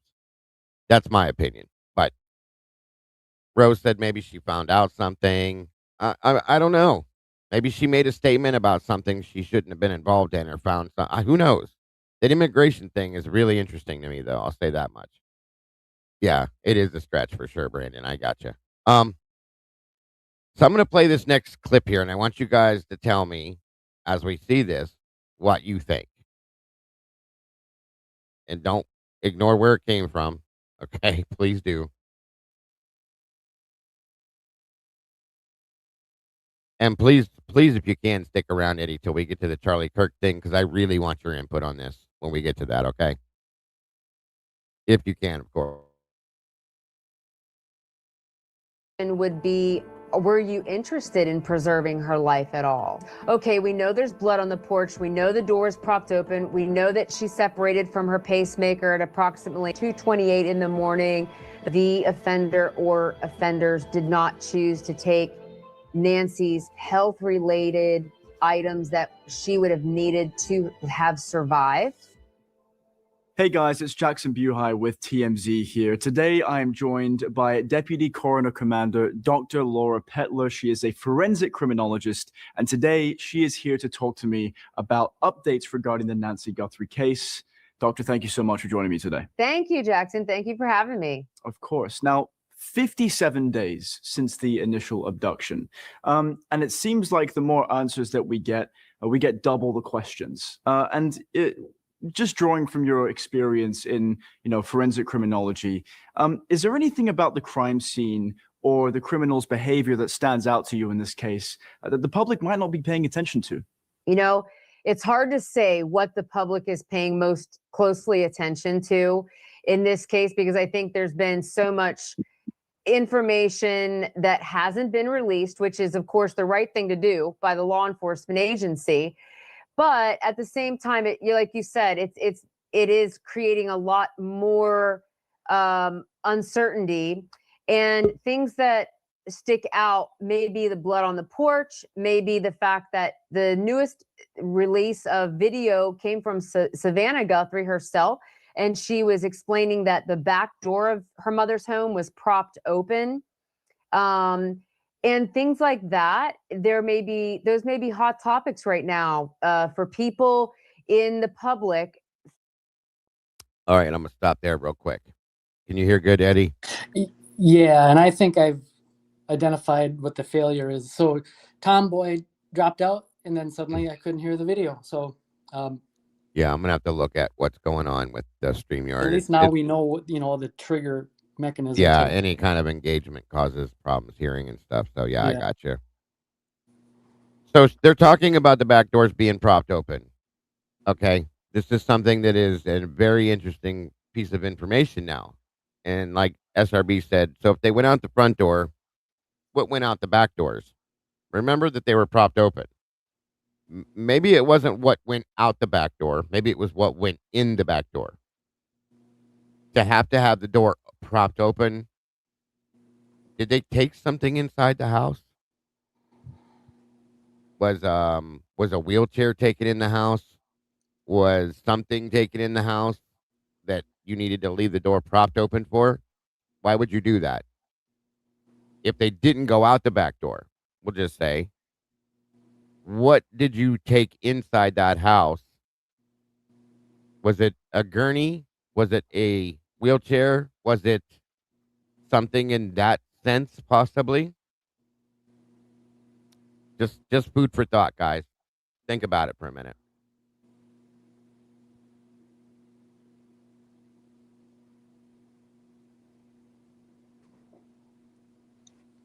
Thinking about this case and who might have taken Nancy Guthrie. And, just again, leaning on what you know, I know there's a lot that you don't know because you're not involved with the case directly. The reason why I presented that to you that way is, let me ask you a question. And I know this is a little bit of a reach. What if Nancy died in her home before anybody did anything, kidnapping, any of that? What if she passed away? Just think about that for a minute as we listen to this. But leaning on what you know, is there anything about the crime scene in particular? I know you mentioned the back door being propped open and the blood splatter. What does that tell you about how this was conducted? You know, it's hard to take each individual piece and assemble them into a puzzle without studying each one. So basically what we have now is, if you think about how you build a puzzle, when you get a box, you know, say it's a 300-piece puzzle, a 20-piece puzzle. I'll explain here in a few minutes, SRB. You have all these pieces that have different shapes and sizes, right? And you have to study each piece to figure out how it goes and interrelates to the next piece. So basically what we've been given in the media side is a bunch of pieces that we can analyze like that, but we don't know how they fit together. Mm-hmm. And so I think that that is one of the things that the public is hanging on is, okay, we know there's blood on the porch. We know the door is propped open. We know that she separated from her pacemaker at approximately, I believe it's like 2:28 in the morning. The phone disconnected from it. We see the suspect on the front porch. There is video footage of the suspect. So how do we take all those pieces, analyze them as individual items of evidence, study their individual parts as just that piece? So we're going to study the door. We're going to study what it was propped open with, because anytime an offender interacts with something in a scene, like, why do they choose one thing or the other? For example, they choose a plant over a rock, something like that. We want to study what they chose and why they chose it.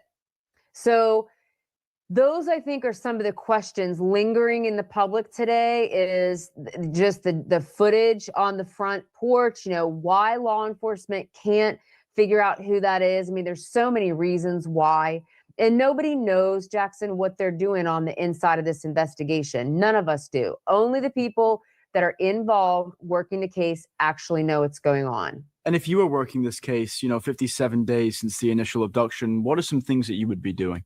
Our methodology is called the murder room method. So we would have taken the murder room method, which is used for predominantly for homicide cases, and I would have morphed it and adapted it to a missing persons model and applied that methodology to this case. And so where we would be at this point in 57 days in is, it's a 6-stage method, Jackson. So we would be in stage 4, which is called analysis. And we would be using kind of the same method and technology that we just talked about, where we're going to analyze DNA. We're going to analyze and study the crime scene itself, the blood spatter, the digital evidence, and we're going to compare everything back to the victimology, because how somebody becomes a victim, obviously in random crimes, like if you take, like, for example, you and I are walking down the street, and we're going to go to a coffee shop and have coffee, and somebody drives past and starts shooting. That's a random thing for us to be caught up in the middle of that type of crime, right?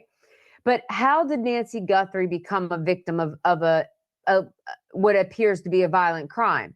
How did she become an abduction victim? And why was she selected as a victim?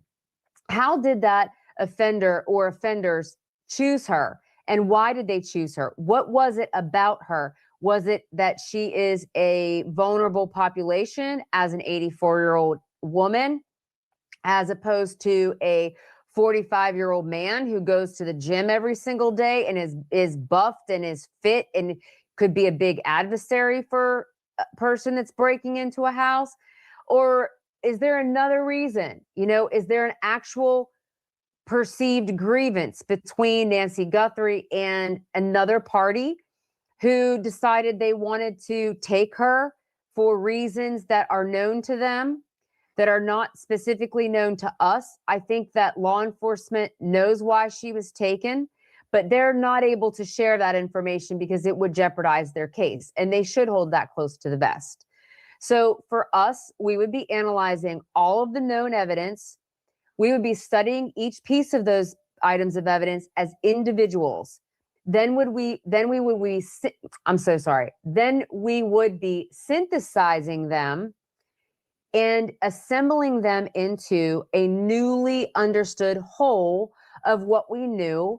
And then from that, we can take the victimology, the crime scene characteristics, crime scene dynamics, homicidal profile, and in this case, it would be missing person abduction profile. So that a homicidal pattern or a homicidal profile is basically like how an offender actually executes a homicide. So we would adapt that in this case to morph it into an abduction pattern. And then we would study that. And then we would put all that together and try to come up with some type of a list of potential offender characteristics. And from those offender characteristics and traits, Okay. So there's part of what my point was. Lucy just said. In my opinion, they knew the time she passed, the time her pacemaker stopped connection with the phone. I've been wondering, because there is no answers to this. I'm looking all over the place for something that makes some kind of sense. So what if she, and I'm not trying to say that by the way, I'm not being a shithead, Fizzy. I was just teasing you.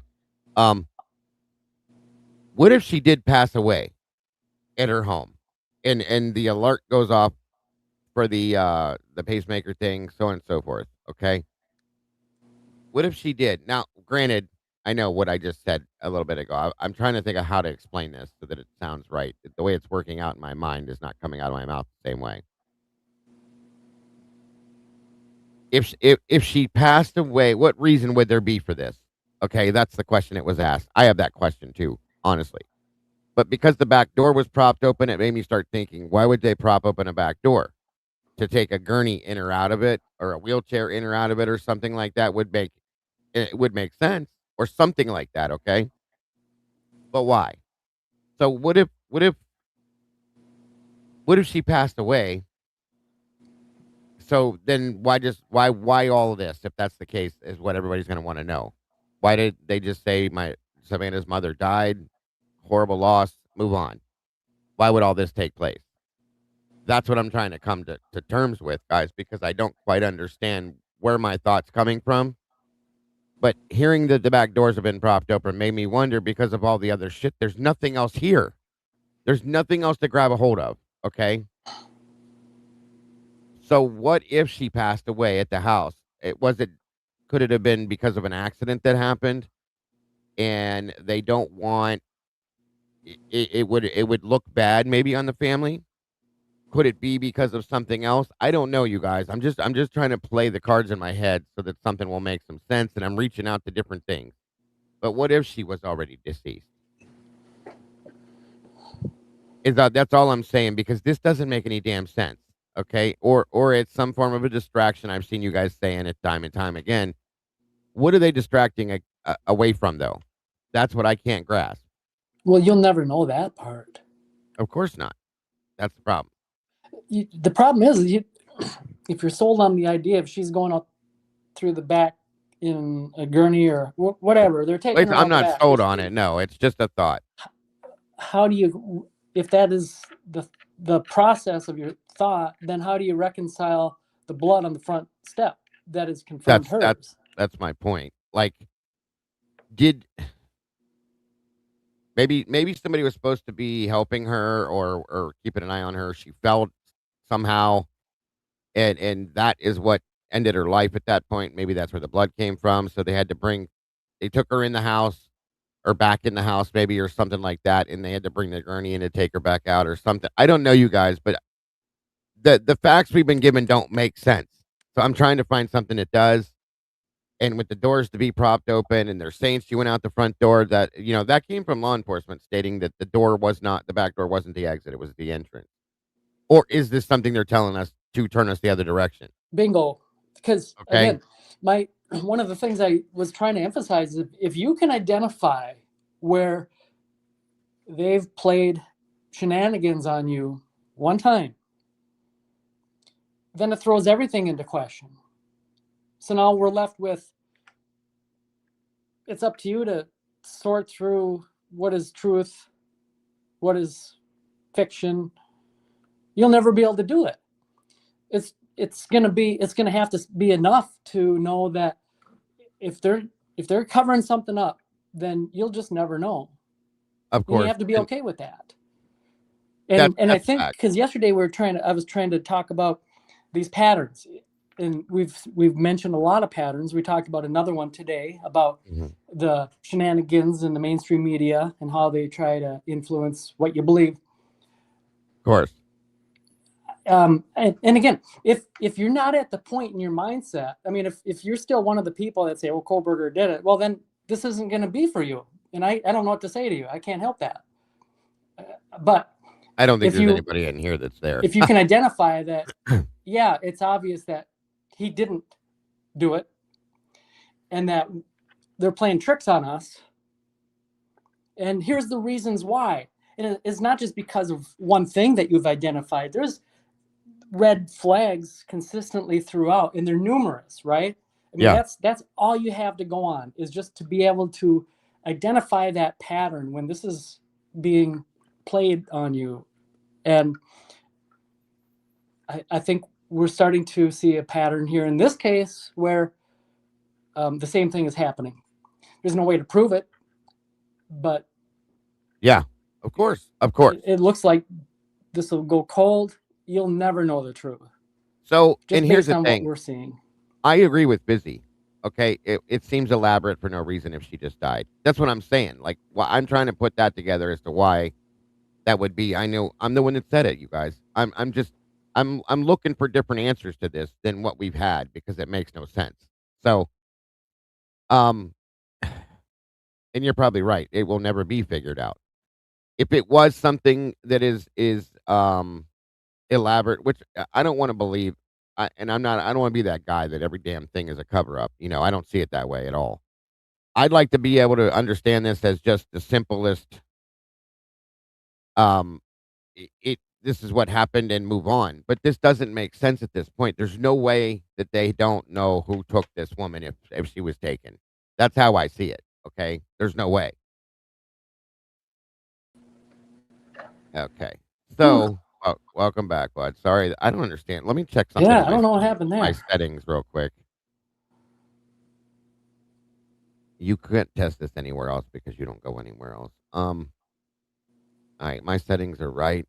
Everything's been updated. It's weird. So I don't know. Huh. I don't understand. Yeah, agreed, Busy. All right, so I have another thing here that I wanted to look at about the house next door to her. I don't know if anybody saw this, but I thought it was kind of interesting. So we'll see what we got here. Pre-planned robbery, disabled surveillance, accidental death during robbery, intruders carry body out, leaving the blood drips, dispose of, no evidence. Maybe. But how did the blood get at the front instead of the back? I don't know. I think they took her alive, but maybe harmed, wanted ransom, but then she died in their hand. I mean, and that's what I want to believe, too, because it's the simplest answer. I don't know. We'll see what we get to here, and I just want to see what you guys think of this, if anything at all. Near Nancy Guthrie's home in the Catalina foothills that sat quiet for weeks while a nation watched and a family waited. The neighbors who lived there were gone. The windows were dark. The driveway was empty. And for 6 weeks, and as the FBI worked Nancy's property, as agents canvassed every door on that street, as investigators processed more than 13,000 tips, that house just sat there, silent. The kind of thing nobody thinks twice about in a neighborhood where rentals turn over and construction changes the street line every few years. Except the FBI thought twice about it. Then they went back. Then they started asking very specific questions about who lived there and when they left. And then a retired SWAT commander from the same county told a national publication something about that house that no other credentialed expert has said publicly in this entire investigation. The The title of this video makes you a statement. That house was not empty. Tonight we walk through it, not physically, forensically, category by category, the way a federal evidence response team is trained to walk through every property that rises to the level of a named line of inquiry in an active abduction case. Because if someone used that house to plan what happened to Nancy Guthrie, they left a record behind, and the FBI was built to find exactly that record. Welcome to this channel. Right now, before we go one single second further, I want you to set down whatever senior investigative reporter Brian Enton confirmed on his YouTube channel that the FBI had returned to the Catalina foothills neighborhood. Not for the first time, not on a routine pass, with new questions. The kind of questions that signal an investigation actively narrowing its focus, rather than widening it. We're asking about, and then also, and this I found to be particularly interesting, they are asking about, there's several houses that are under construction in the neighborhood, and they are asking specifically for names of contractors and workers who were working in the neighborhood on those houses, on those construction projects. And I'm talking about like specifics, like they want the names of all the contractors and workers who are working on those houses. And I saw the construction while I was there, just driving around. There are several houses under construction in the area. So that to me is an interesting new nugget that I just found out about today. So I'm going to discuss that and a couple of other new things that I learned about what's going on behind the scenes with the investigation with my friend and former FBI Special Agent Steve Moore. All right, Steve, it's nice to see you. Thank you so much for joining me. There's a couple of things I wanted to ask you about. I was thinking about you this morning because a few little sort of, I call them nuggets, have come out with the Nancy Guthrie case. The first thing is I'm back home in Florida, but I obviously like made a lot of friends in the neighborhood and stuff. And one of the neighbors texted me this morning. She texted me early. She said, I wanted to tell you that the FBI came over today, had some more questions about some things that I saw. They also called my friend who's building a house down the street from Nancy. They wanted to know all of the workers and contractors at that house. Leads me to the conclusion that they are no further along than day 2. That's just what she thought. But what I was interested in is they wanted to know all of the workers and contractors from a house that's being built down the street. What does that say to you? Well, obviously it means they're retracing steps. And, you know, I've used this analogy with you before. Say you can't find your car keys and you walk through the house or the apartment, you look for where you usually leave them, they're not there. Then you have to go back and you have to retrace and you have to say, hey, what pants were I wearing? Or where's my purse or whatever like that. And you go to the second level. When you get down to the third or fourth level, these are things you don't usually check, but you may start pulling cushions off beds or off couches, things like that. And you'll go in deeper and deeper and deeper. And so people say, why didn't the FBI do this already? Because the normal search yields your keys in about 20 seconds. You know, the secondary search yields them in about 2 to 5 minutes. And if you start with undoing the couches or the couch cushions in your living room, you'll never get to the bedroom where the keys are. So they are now obviously to the point where they are pulling up cushions in the couch. And I think that would explain they are not actually at day 2, though I understand completely why it seems that way. They are where they would have been if all normal searches didn't work. Thank you for that. Altruistic again. I think it's number 2 on our second goal. You guys are amazing today. Thank you so much for that, all of you. After Brian Enton broke the story about the FBI's renewed interest in the vacant property, Parade sought Krieger out specifically for an exclusive follow-up. That choice matters. They went to the person with the most credible local operational knowledge available and asked one question: What does a vacant house near the scene of a targeted abduction actually mean? Krieger told them. In operational vocabulary that deserves to be unpacked precisely. He said a property like a vacant home could be looked at as a possible home base or staging location for the suspect or suspects. It would provide them a cover story to be at those locations at different times. That are working on houses. And you can kind of, I mean, they are not people that I recognize from the neighborhood. They're usually in work trucks, they're in pickup trucks. Is there anything specific that stands out to you that they're looking at a house that's being built and trying to talk to all the workers involved?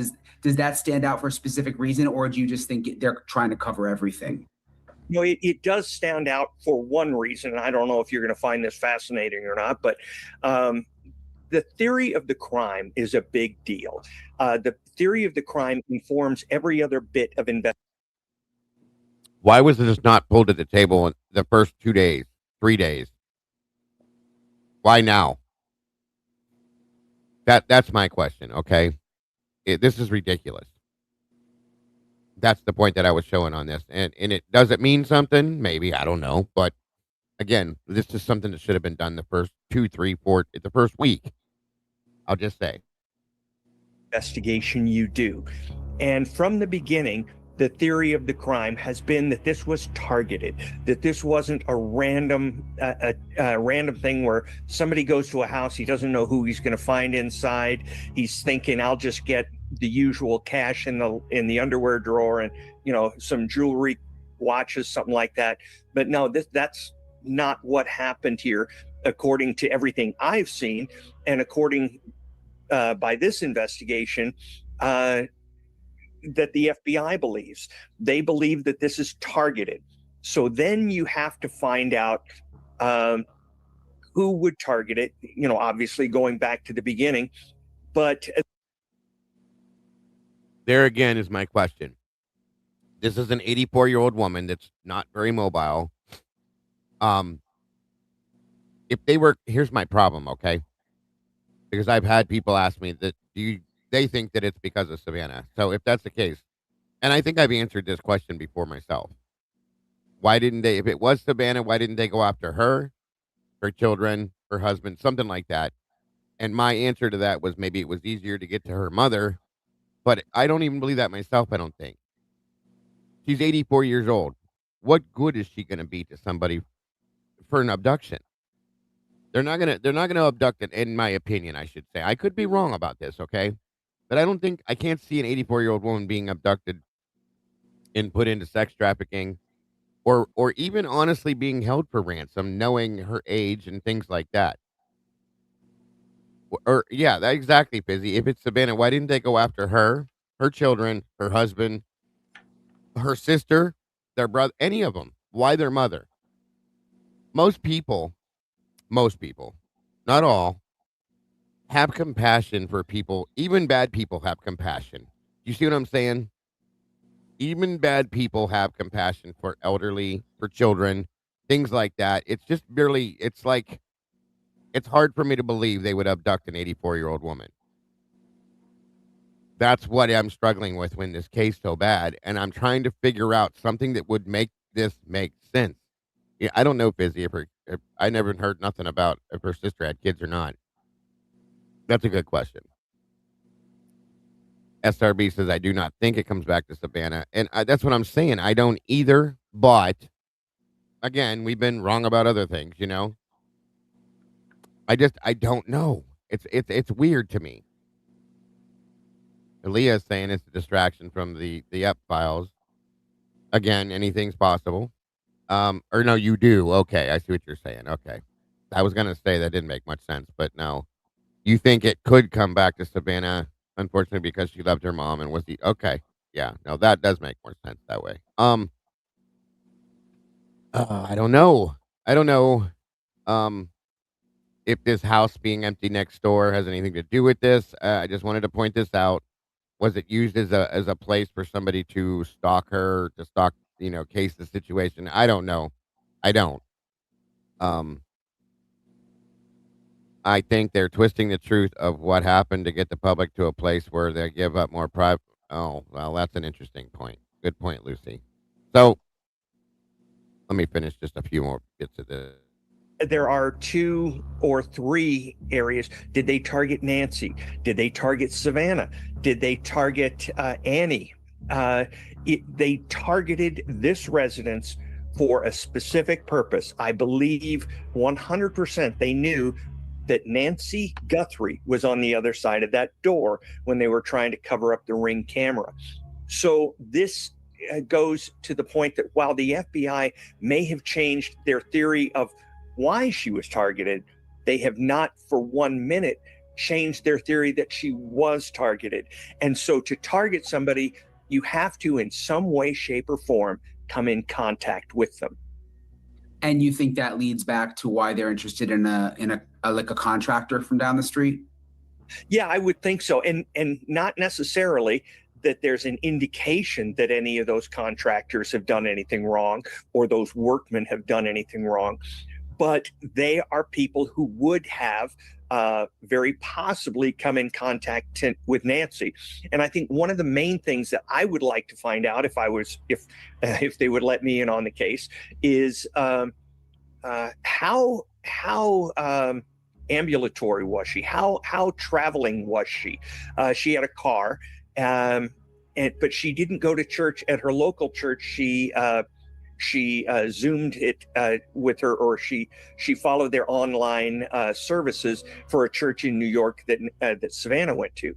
So that leads me to believe that she didn't get out of the house as much. So then that complicates things because she doesn't come into contact with that many people. Did she walk every day? What if she walked past the construction site? There's lots of things like that. They said she couldn't even walk to the mailbox, so no. Yeah, she used to walk, the neighbors told me. I think like years ago, there was actually a group of them that would all walk together, and she was... If someone was in that vacant rental during January and their phone was pinging Catalina Foothills Towers on January 11th, those 2 data points converge on the same individual. Cell tower records do not delete themselves. The record of every approach, every departure, every visit exists in the infrastructure of the cellular network. The FBI has the subpoenas and the technical capability to pull every one of them. Here is where everything assembled in this investigation changes its legal weight entirely. The Pima County Sheriff has publicly confirmed that mixed DNA was recovered from inside Nancy Guthrie's home. Sheriff Nano stated on record that he believes it may belong to the suspect. DNA recovered from gloves found 2 miles from Nancy's home did not match anything in CODIS, the FBI's national database of convicted offender profiles. The mixed sample presents separation challenges. The lab process may take up to a year. C.C. Moore, chief genetic genealogist at Parabon Nanolabs, with over 300 solved cold cases, confirmed that with a viable sample, that person can eventually be identified. One path forward is genetic genealogy. Upload a digitized profile to public databases, find relatives of the unknown contributor, build a family tree backward until a living individual can be... Here we go. Here we go. Asked for a voluntary comparison. It works. It takes time. But there is a second path, and this one does not depend on sample quality or on how deeply represented the suspect's family is in public databases. If the vacant house yielded biological material, touched DNA from windowsills, from furniture, from surfaces contacted during weeks of operational presence, investigators have DNA from 2 separate crime scenes. The comparison becomes direct. Okay, that's enough. I can't watch it anymore anyway. That's driving me nuts. Bye, SRB. I hate the AI stuff like this. It drives me insane. I was just trying to get to that point. So, the next thing that came out, News Nation put this out 3 hours ago. Okay, this goes along with this as well. Not what we just watched, but the case here. Sorry. 1 minute. Good old Jesse Weber. Tonight, there is a stunning claim that could change everything in the Nancy Guthrie case. A former SWAT team leader now says, despite months of investigation, that the FBI and the Pima County Sheriff's Office have no suspects. Chad Ayers says this is from a source who is, quote, boots on the ground in Arizona.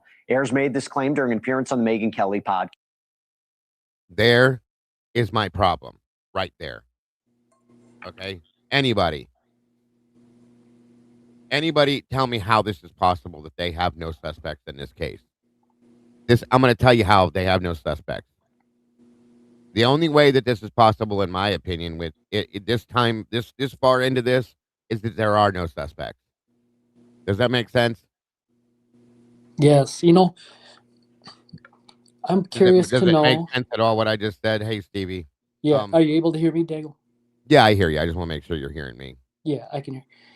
I'm curious to know if they've looked into all those people that were closing in on Savannah and Annie and Cameron's nighttime excursion hideaway positions. Those would be people that if I was investigating, I would look really hard into them. And I'm sure that they did look into those people too. Yeah. Yeah, those people that I'm sure probably were never there, but right. Absolutely. Right. Yep, absolutely. But here's my point though, you guys. This statement being made, this is what kills me. They have no suspects. And there's no way with all these agencies involved. This is a minimal crime, folks. I hate to say it that way, but it is. This is not a quadruple murder like Idaho. This isn't two girls being murdered like in Delphi. This was an abduction of an 84-year-old woman, and they have no suspects. I'm sorry to say this, and I'm not in law enforcement. I'm not claiming that I know everything, but in my opinion, honestly, the only way they have no suspects at this point is if there aren't any suspects, if that makes any sense. I'm going to let this play some more, but that is my input on that. I don't want to belabor the point because it'd be ridiculous, but I just have to add to what we just talked about is like in the Brian Kohlberger case, there's a case file here, right? I mean, of course. Yeah, I mean, law enforcement is doing work, they're investigating, and that's all documented. And there's a history of that. That's public, the part of the public case. So those people would have had to have been investigated. Those people that were chasing Cameron and, making them run hand in hand. Right. Yeah, of course. If it happened, for the very many weeks, there's an angry mob out there somewhere. And just like in the Brian Kohlberg case, there's a guy who thinks he's the smartest man in the room, and they always interject themselves into the case. So I bet he's among that angry mob that was all over the place, in the desert, chasing people from house to house. Right. So just put it in the back of our minds that if anyone in the future is like following this case and looks up and FOIAs these records, hopefully we can see that they looked into them and cleared them. Absolutely agreed. And Senor, we're going to get to that again in a minute. Thank you for saying that. On we go, folks. The show, and we want to be clear, News Nation hasn't independently verified that information, but here's why it's so significant. Just last night, Brian Enton reported the FBI was back in Nancy's Tucson neighborhood, knocking on doors, asking neighbors who moved out, zeroing in on a home under construction a street over, tracking down every crew that had worked there. They appeared to be tightening the timeline, running down leads. It looked like progress, right? But if this new claim is true, where does that leave the investigation right now? Will Nancy Guthrie's case ever be solved? I want to go to the man behind that claim, my friend Chad Ayers, former SWAT team member and sheriff's deputy who's worked undercover in federal and state investigations. Chad, always good to see you. Just real quick, you feel confident in your source? And can you give any indication about how this person would know this? Yeah, Jesse, I do want to maintain the integrity of the source and the investigation. I will tell you that this person is... I would just be broad, says they are in that area and are affiliated with the investigation. If that is true, okay, no suspects. Are investigators starting from scratch? How do you square that away versus all the information I talked about happening last night? No, I mean, that's a great question, Jesse. I think what's important is just because there is no suspects, and I mentioned this before, it doesn't mean there's no leads. Obviously, the Pima County Sheriff's Office, the FBI tip line has received thousands and thousands of tips that they are still working through. And this takes time. And in a day and age where we are so used to getting information immediately, this can be frustrating, especially to viewers of the American people that want answers immediately. But that's just unfortunately not how these investigations play out.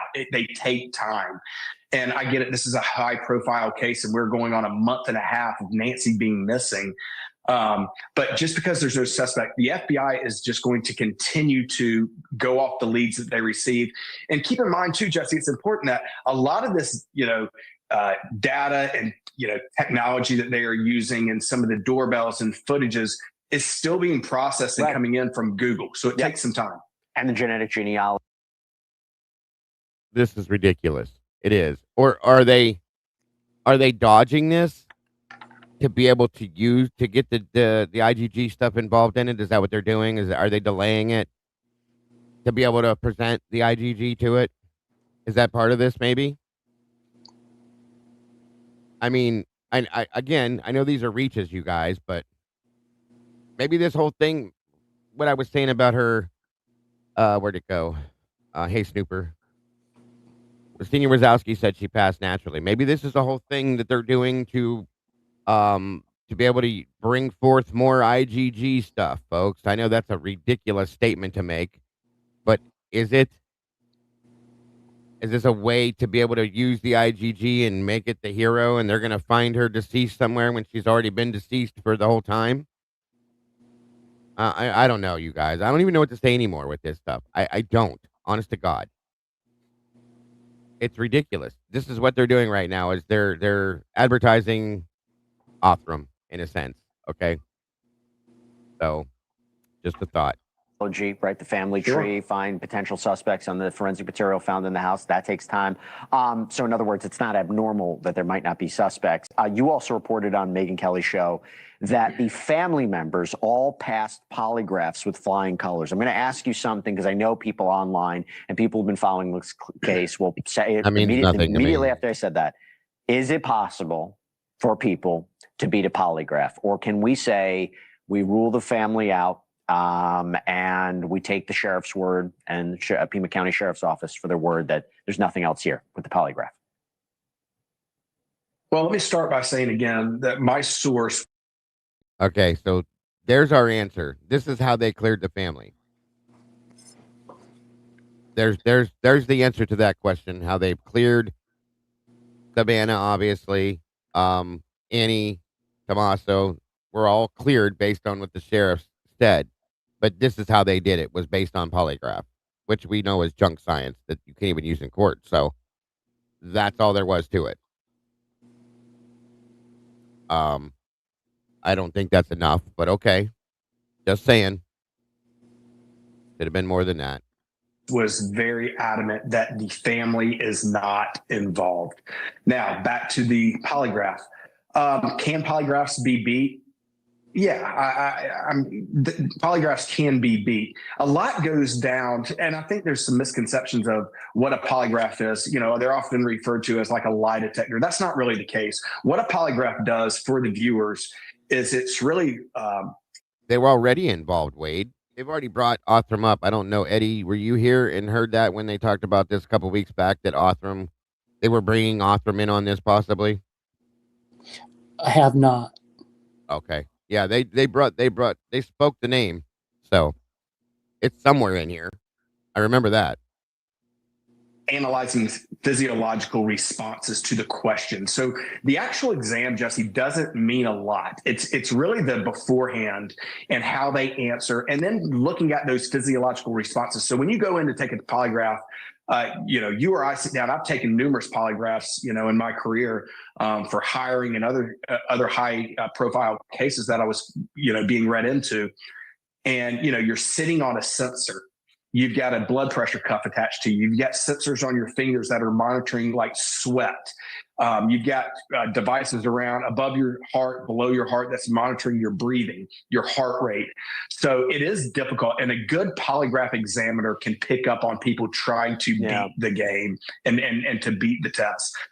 Chad, we got about 20 seconds. Is this case going to get solved in your professional opinion?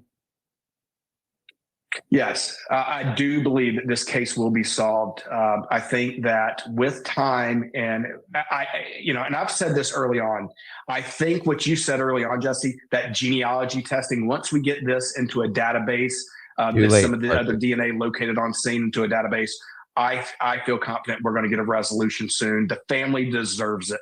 They definitely do, and it has helped solve a lot of cases in recent history, by the way. So hopefully that's what's going to happen. Chad Air. And there's where we are with this. Maybe this is the whole point right here. I hate to say that, I would hate to think, and Fizzy made a statement earlier, the entire family would have to be on board and involved if this was a whole scam just to be able to present Othram to the world again in another situation. If Nancy passed away by natural causes and they invented this whole thing just to pull Othram into this to be the savior again, I can't imagine they would go to that extreme to do something, nor can I imagine a family such as this family to be able to agree with something like that. Okay? I just don't. Now, if I'm wrong, oh my God, but I don't think nobody would go to that extreme. That's ridiculous. But there again, we've seen stranger things. Because Othram is the one. Every case that we look at, guess who's there at some point or time? Othram. It's ridiculous. And again, I'm not saying I think that, folks. In fact, I think the opposite of that, because that would be really elaborate, really ridiculous to do just to put them on the stage again. Okay. But again, I'm sure we've seen crazier things. I don't think that's the answer here, okay? I pray to God that's not the answer here, but I'm just saying. I hate to think that way too, but it's where exactly, Meanie, that's what I'm saying. I mean, it's hard not to think this way. It truly isn't, okay? But again, I'll be honest, if it came out down the road or something, I don't think I'd be surprised.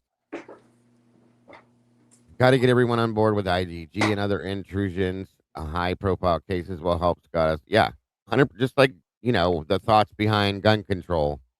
When a lot of people think that when there's a mass shooting, that once again that the government pops up and starts. We need to control the guns. We need to do this, that, and everything else, and that it's all part of it. I mean, I don't know, you guys, but it does happen. So I don't know what to take on any of this anymore. This is the important parts of this have been spoken on.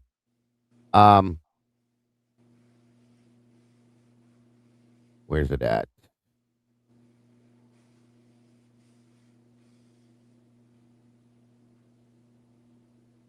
So, who was it? There's a couple analysts that have broke down these interviews with Savannah. Okay, 3 out of 4 of these analysts that have watched these interviews stated that Savannah knows more than she's letting on, and more than she said in these interviews. So let's go back to what Eddie said when we first got here today. It's interesting. Very interesting. How long is this, you guys? I just was trying to show a point here. Here, I'll show this guy. Because he's the first one on the top of the list here. Micro Blue, Johanna, good to see you. I hope it does, Johanna. I think Othram is a joke and a scam.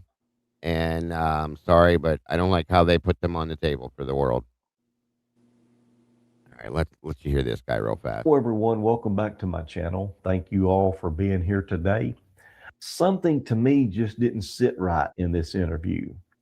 And it wasn't the emotion or the tears, but maybe by the way that she chose her words, because Savannah, she's not just a daughter in this case. She's a seasoned journalist. And when someone like that speaks publicly during an active investigation, they don't just talk. They filter and they measure.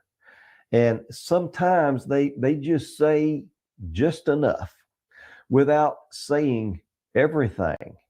So today, I want to talk to you about this and more importantly, what it may actually mean for this investigation moving forward. Because if you listened closely, there's more here than most people are hearing.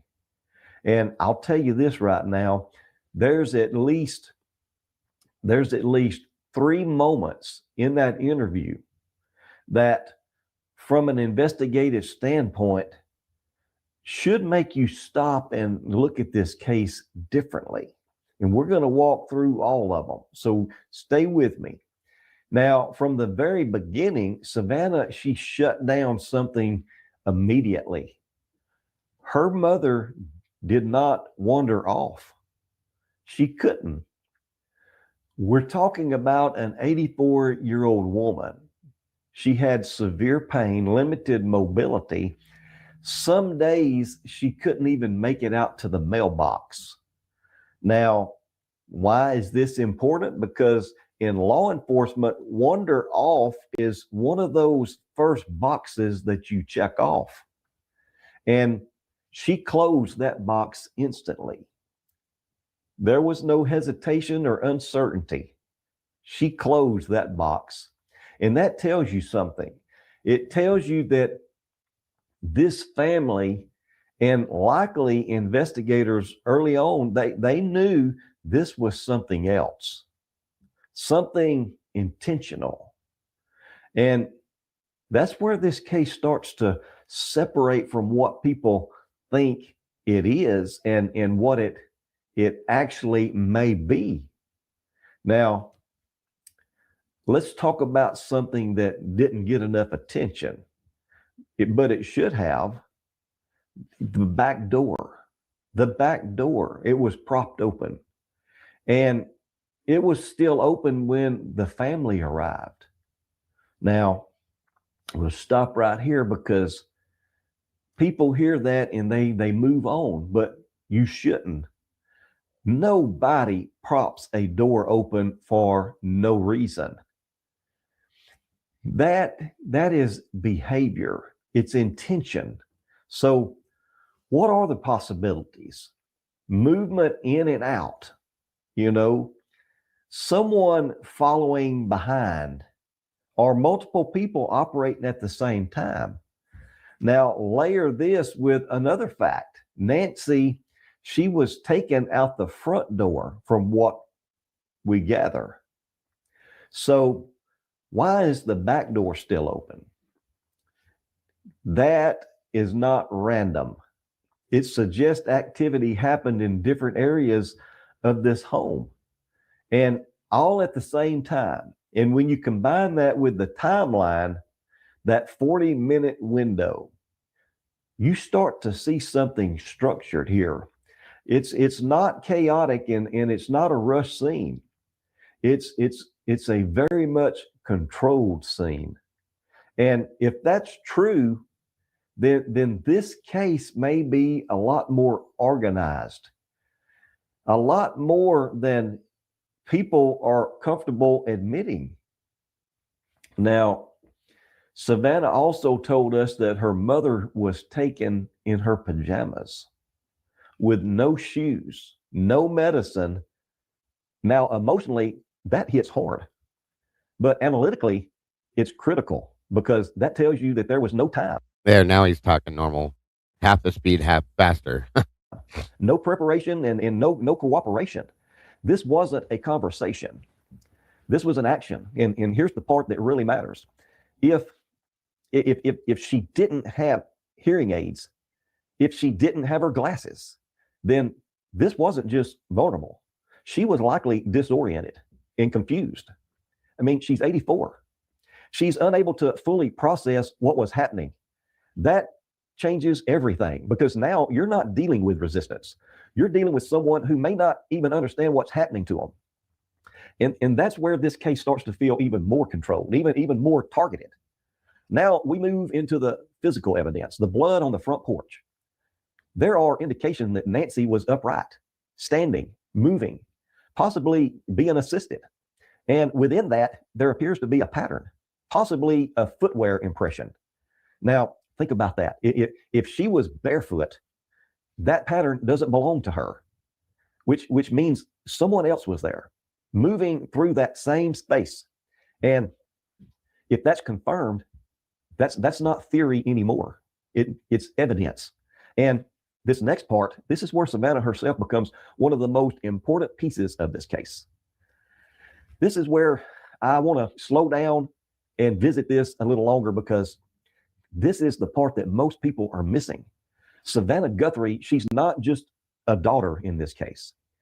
She's a journalist, and not just any journalist. She's someone who has spent years around investigations, around law enforcement, and around high profile cases. She understands, she understands what information is sensitive, what can impact an investigation, and what should never be said publicly. And here's the key. That kind of discipline doesn't just turn off. Even in trauma, even in grief, you don't just separate yourself from that overnight. So when Savannah speaks, she's navigating two roles at the same time, a daughter and a trained communicator.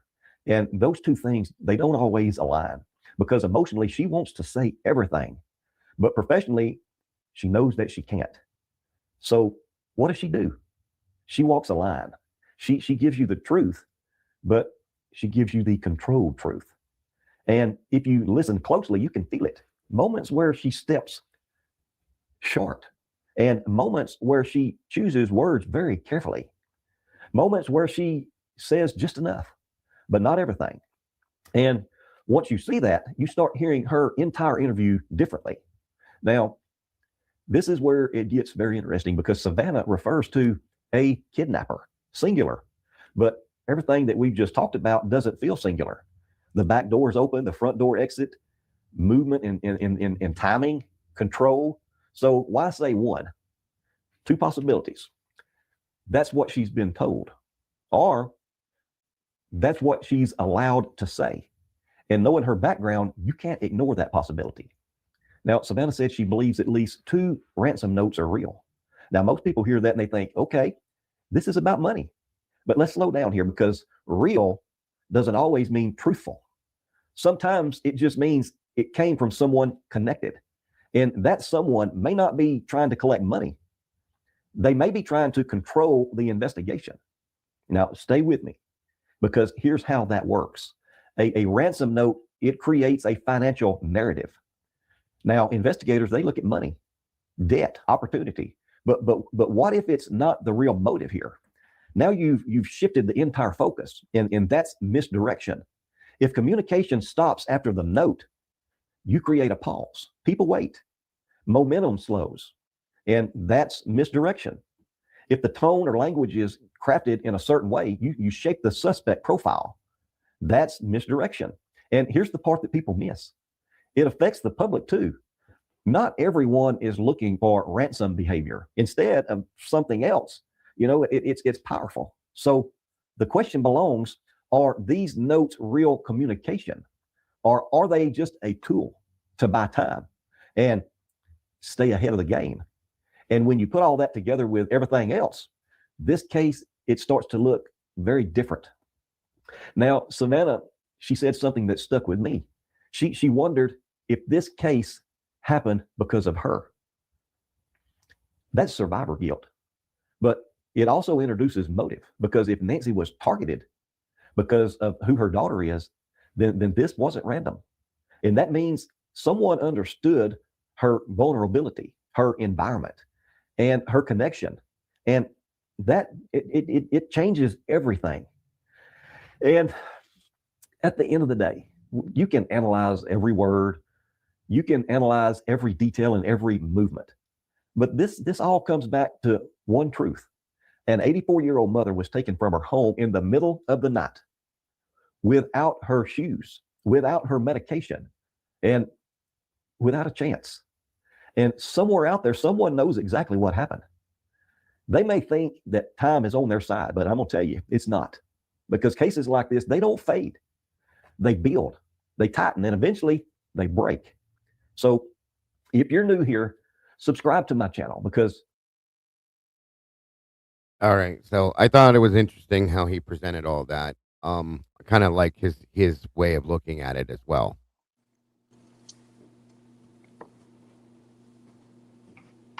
Therefore, I thought it would be interesting to share with you guys. There's no answer to this as we sit here today. Nothing. The fact that they say that there are no suspects, I don't believe this. I don't believe it. I'll tell you right now, I don't believe it. Okay.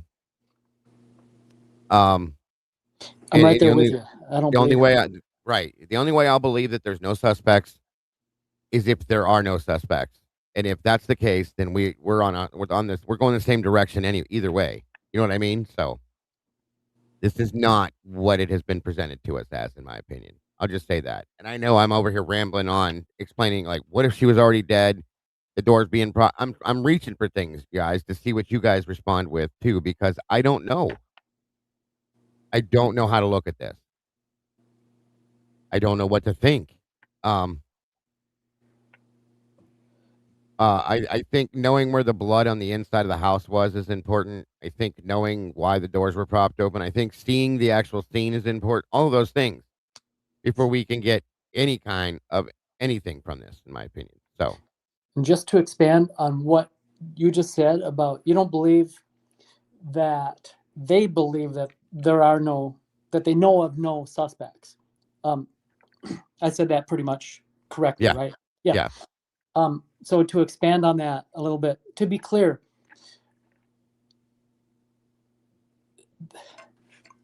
not because they truly don't know, but because you're not allowed to know. They know who the suspects are, but you never will. And that's the thing. He said something that struck a nerve because it's what I think. That's actually two things he said.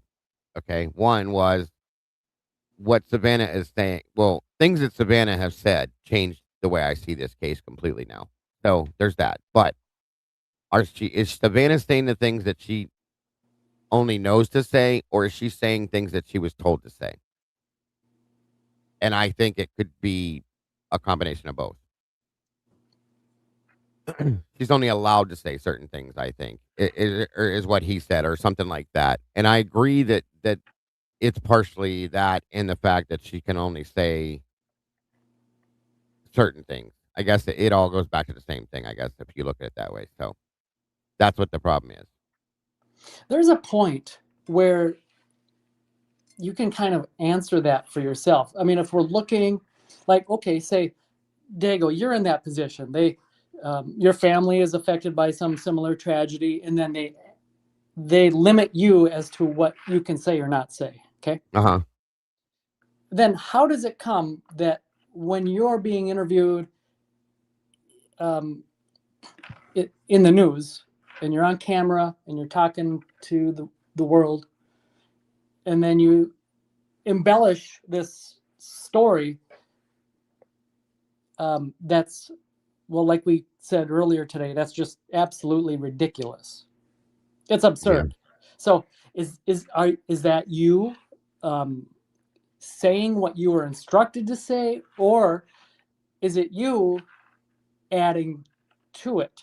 And that is your own, that came from you. There's no law enforcement that instructed you to say that. That's just you misguiding the public then at that point. And you got to ask what the question is as to why. That's the question. Why? Right. And I don't think you could be able to do that without being accountable to the law enforcement in the integrity of the case and all that. If it was truly a what you would consider an above board normal case, like we know that they all should be, right?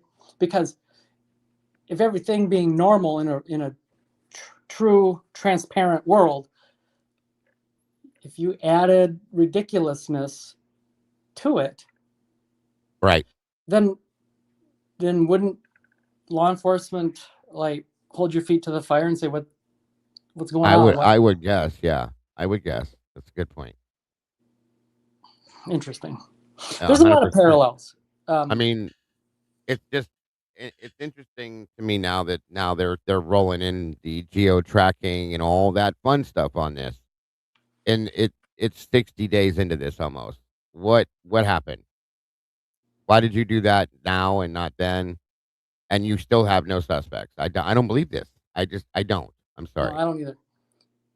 I don't either. Uh, I agree. You all understand what I'm saying. You know, the cannibalism, the bomb making, the jailhouse stories in Pennsylvania. I mean, all the ridiculousness. Absolutely. Absolutely. Hold on a minute here. I was told to read my Discord, so I'm reading my Discord.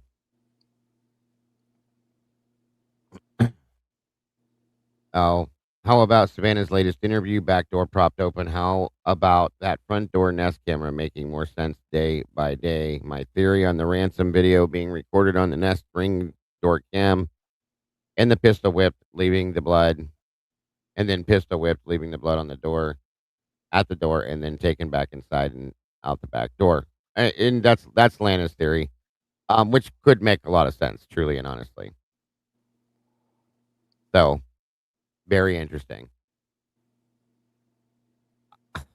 I don't have it. This is one of the first times ever in life I've not had a statement to make because I don't know what to say. The case obviously is not what it is. That I can say comfortably. I know Eddie believes that as much as I do. Most of you, it seem like you do. This is not what they're giving us.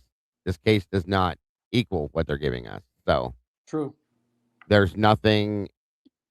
There's really nothing more to that than what I just said. It is not what it is. That's bad. Right. And there's no way for you ever to prove that. It's just what that tells you. And that's just not because of one thing that you're grasping onto. I mean, we have layers of things The that whole we're case. looking at and identifying as inconsistent, red flags, however you want to call them, but they're numerous. Many, many, many. Yes. The whole case is lined with this and that in itself. Oh my God almighty. I don't get it. Like I said, and I've been saying, why can't things just be black and white? Why? Everything's got to have some kind of a curtain hanging around it. It's crazy. But where are we at time-wise? 2:28. Good. So, I mean, that's pretty much all I'm going to say on that today, guys. There's nothing else really to go with this until something actually happens, if it ever happens. I just don't see it. You know, we're not any closer than we were from day one. Well, on our side of things. Okay. I think, and I'll be honest with you, I think that everybody that is involved in this probably knows almost exactly what's going on. But they're not telling us. There's got to be reasons for that. I don't know why. But I can't tell you why. I'd love to know, but I can't. So, and Diego, real quick, I wanted to thank you again for allowing me to, be up here and share my thoughts earlier. You're always very accommodating in that way, and it doesn't go unnoticed. I appreciate it. I appreciate you. That said, I feel like you're going to shift gears and maybe cover Charlie Kirk. Unless you want me up here, I can stay up here. But if someone else wants to get up here, no, I can hold 10 people up here. I definitely, if you have the ability, I want you here for this because you and I covered this together when Charlie Kirk's case first came out. You brought up an entire analysis over the Mauser rifle. Yes. Okay, which is a big deal. So we have a lot of questions in the Charlie Kirk situation, folks. We all know this and have from day one.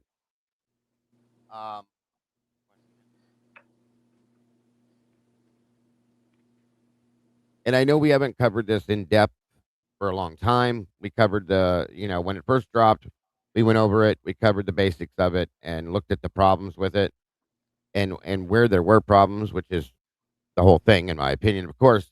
And then it just kind of went off into the horizon. We didn't really jump any more into it. I can't do that now as of today because, and again, this takes me all the way back to when Eddie was here and we were arguing about, me and him weren't arguing. We were arguing together the point about the rifle used, the ammunition used, what I saw when I unfortunately watched Charlie get shot. So it's now been stated, okay, that the bullet that they took from Charlie's body that came from and Eddie knows exactly what it's a Mauser, an older Mauser type rifle, okay? Bolt action rifle, so on and so forth. The bullet that they pulled from Charlie Kirk's body does not match the rifle that Tyler Robinson, they quote that he used. Wow. Now, we talked about this. When Eddie was here before and we broke this down, we talked about different types of ammunition.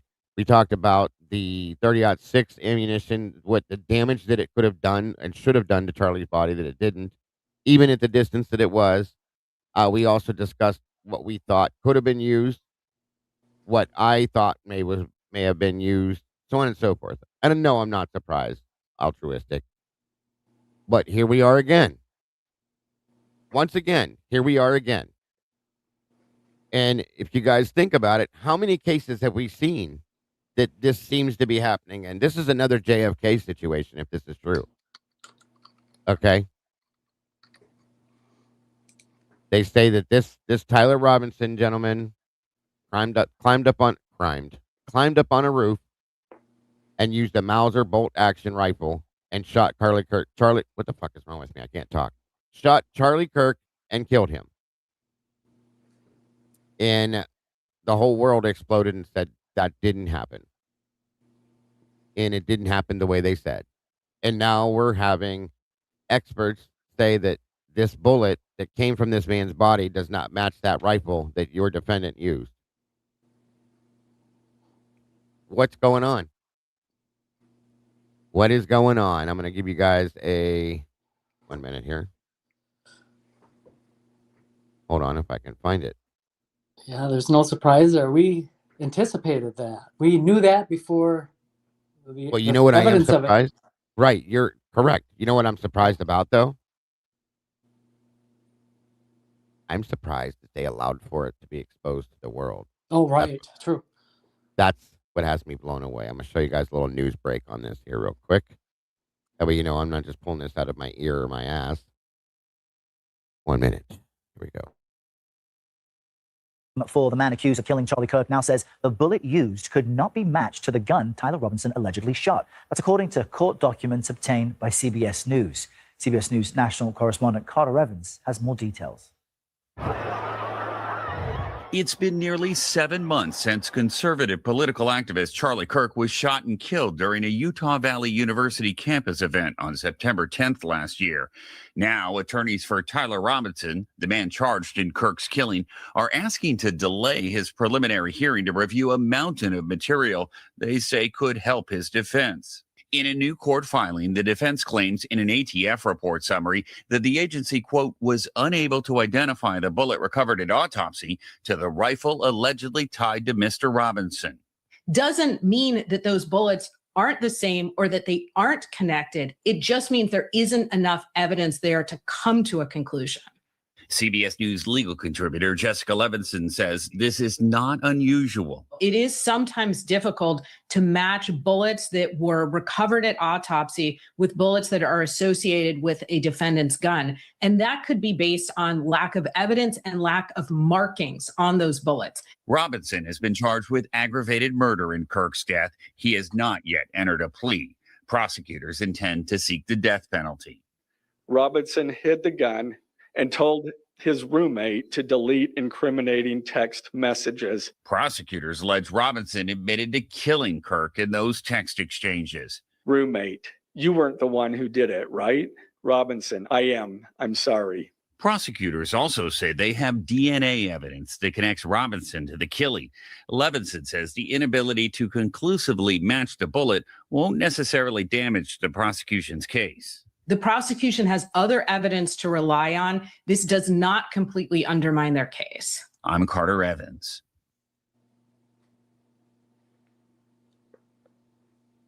So there's that. Okay, that's one piece. One quick second here.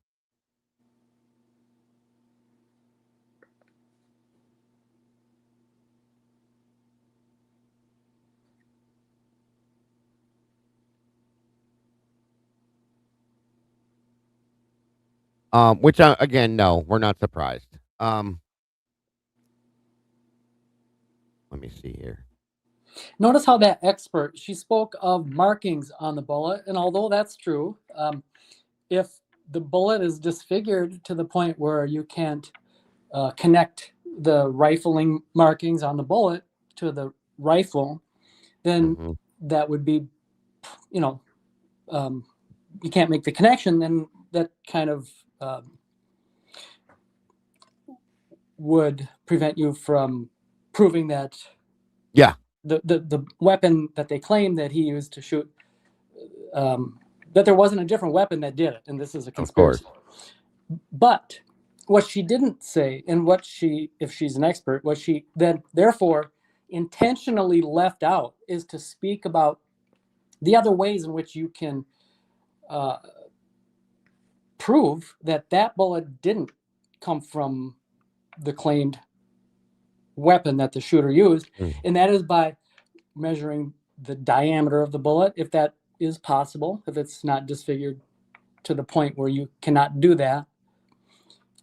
In other words, if there was a different caliber rifle that shot, say for example, like a NATO 5.56 bullet, right? Well, it would be smaller in diameter.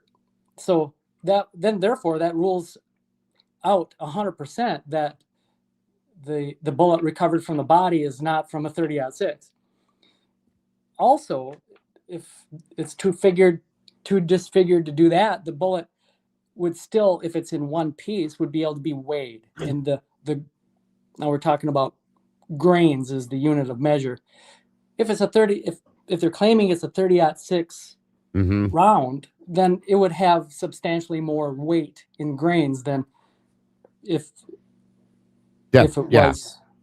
Well, let me say it a different way. If it was fired from a different caliber and it didn't weigh as much as you would anticipate a 30-06 round to weigh, then that would again disprove. That'd be another way to disprove that bullet wasn't fired from the weapon that they're claiming. So she's leaving out important parts, and again, intentionally. Convenient. So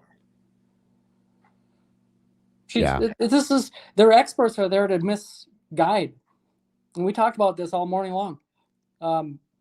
It's happening to you. You don't even it's imperceptible. You don't even know it's happening to you. But there we go, another example of it. Yeah, it's either that or she's no expert at all. It's one of the two. Oh, that's a definite other possibility for sure.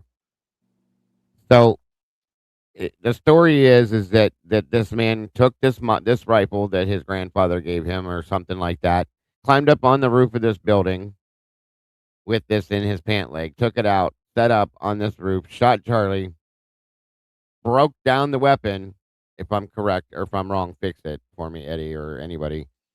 Climbed down the building, took off into the woods, put the weapon back together and left it there, wrapped in a towel, went and changed his clothes, and then he was arrested at that point. And they're saying that the bullet doesn't match. And we've talked about this before, like my knowledge of guns, because I do have them, so on and so forth. I can never get past the damage that wasn't done to him from being shot by what they're calling a 30-06 round from this rifle. So now they're saying that the bullet they took from I guess it was embedded in his spinal cord. It does not match that rifle, period. So that's where we're at with this, okay? And then some. Yeah, and you're pretty much right on all the things you just said. The only thing I could add to it is that, and supposedly he left a screwdriver on top of the roof, because with a bolt-action rifle, you would need probably a screwdriver or similar tool to disassemble it. Yeah, and again, this Tyler Robinson did not have years and years of military experience, years and years of gun experience at all. Okay, to tear this gun down in that period of time that we watched in the video and all these things that went on doesn't make any sense at all. In my opinion, there was another shooter in a different position that used a different weapon altogether. So yes. I feel like at this point, this is JFK 2.0. Okay. This is the book depository. and all of that all over again, completely. That's exactly how I see this now. Yeah, and patterns too. So if you're looking for the pattern, it's Oh my God. conveniently he leaves the screwdriver with his DNA behind it. Correct me if Of I'm course. wrong on that. Yeah, very conveniently. Yes. Anybody that was trained to do this, or anybody with any common sense would not have done that, because you're going to get found. That was all convenience, folks. All convenience. So that's a big deal to me. I think this is huge. Okay? It should be huge. Now, what are they going to do with this, folks? Are they going to bury this? Is this person that came forward and said this going to disappear? I know this sounds ridiculous, but is it though? These are the things that I think our expectations have revealed to this point. Yeah, they'll get them on all the other circumstantial evidence, and again, they're just saying, "Well, we can't prove that it was that this bullet recovered. Although we cannot prove that it was from that weapon, then therefore it doesn't rule it out either. It's just right. Look at it; it's all mashed up." 100%, sir. None of this makes any sense to me at all. There's been multiple issues with, the direction he was shot from. I don't have a doubt that it came from the front. I don't. I looked at it 70 million different ways, and I don't think it came from the back. I think it came from the front, but I also don't believe it was anywhere near the way they said it happened. So it's huge. If the bullet that was taken from the body does not match the rifle that they have, that they said, and this woman's trying to play it off and say, it doesn't mean anything, but she's wrong. It does mean everything, okay? It means a lot, a whole lot. Yeah, wasn't it like, and it's been a while, it's been weeks since we talked about it, months. But wasn't there like a flowered plant up and to the left? Yeah, there where was. they suspect it actually was fired from? Yep, there was, if you're standing facing him to the top left, yeah. And there was somebody there. We watched the video. Somebody moved from that position at some point. Something did. I don't know if it was somebody that shot at Charlie, or if it was somebody altogether different. But there was somebody there. There's no doubt in my mind. You could see the person. So, and what was, guys? And I'm not. This is not going to go political. I promise you that, because I don't allow for it. But I do have to make a statement on something. What was one of the biggest things that Charlie Kirk said he did not want to see happen? It was huge. Do you remember what it was by chance, Eddie? No, chat, help us out. I don't. Yeah, anybody in chat? Do you remember what one of the biggest things Charlie said he did not want to happen? He didn't think it was a good idea. He didn't want to see it happen. War in the Middle East. And guess where we're at? Charlie Kirk is assassinated, and now we're at war. I'm not saying that was the deciding factor. I'm not saying it provoked it, nor prevented it, or any of that. I don't like coincidence, you guys. I don't like it. Now, the other thing to this that's interesting to me, does everybody, and Eddie, if you remember, let me know. Remember the sheriff that Tyler Robinson supposedly surrendered himself to, that talked him into surrendering himself? Do you remember that guy? Yeah.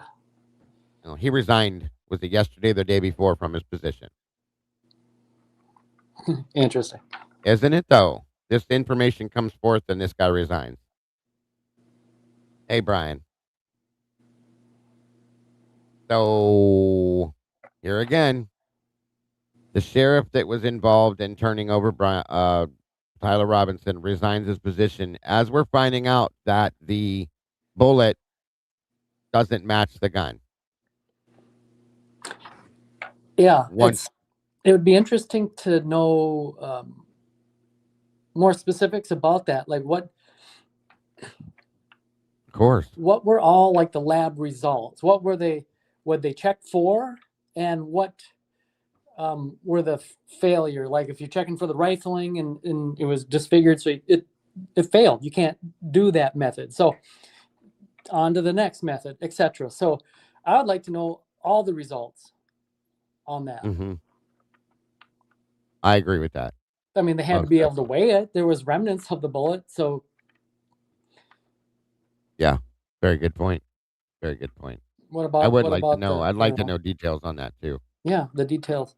We're just given a little piece and expected to draw conclusions. Which is what they do. You know, they're Yeah. never going to give us the full money on anything. I still want to know who the guy was that comes out of nowhere in the on the upper deck at the shooting, at the rally there. The guy that comes running out of nowhere, where he came from and why.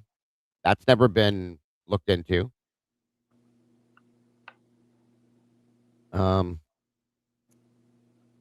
Trying to find something here while we're talking about this. No JLR here. No JLR here. Can't support that. Sorry. Oh, people are still talking about Charlie's shirt. That's not what that was. Oh, Lord have mercy. Nope, I guess that's not there. There was a video of the guy that drops out of nowhere from somewhere, comes running out of a crowd of people on the upper deck above where Charlie was sitting at and all the crowd, and he bolts. He's running across the top of that, like he's moving too. Nobody says a word about that. There's no follow up to it, no questioning of the guy, who the guy is, why he's running, where he came from, none of it. It should have been looked into, in my opinion. Chris is in the house. Good to see you, buddy. A week before 1 year anniversary of pager explosions, how does a shirt poof from a bullet? How does a bullet produce smoke under a shirt? That's another good point, too. Thank you, SRB. And thank you to anybody that does choose to support us via Venmo, PayPal, Cash App, or any shape or form. It's never expected, folks, as you always hear me say, but so very much appreciated to keep our bills paid, to keep us doing this day after day. So thank you, SRB, and anybody that chooses to do that. Hemi's in the house. Good to see you. That says a lot because Kirk's event director said that he asked the sheriff for men to cover out. The sheriff said, sure. They got 6 of them. Yeah, that's not enough. I know. Very good point. That's a topic we're not allowed to talk about, and they're trying to criminalize it if we question. What are we talking about here? Trump does everything well, there's word now that Trump's talking about stepping down. I don't know if that's true or not, but who knows? Again, we're not going to go super political. Let me see here. Show. Speaking of JLR, briefly. Uh-huh. You know, he leaves no stone unturned. For real.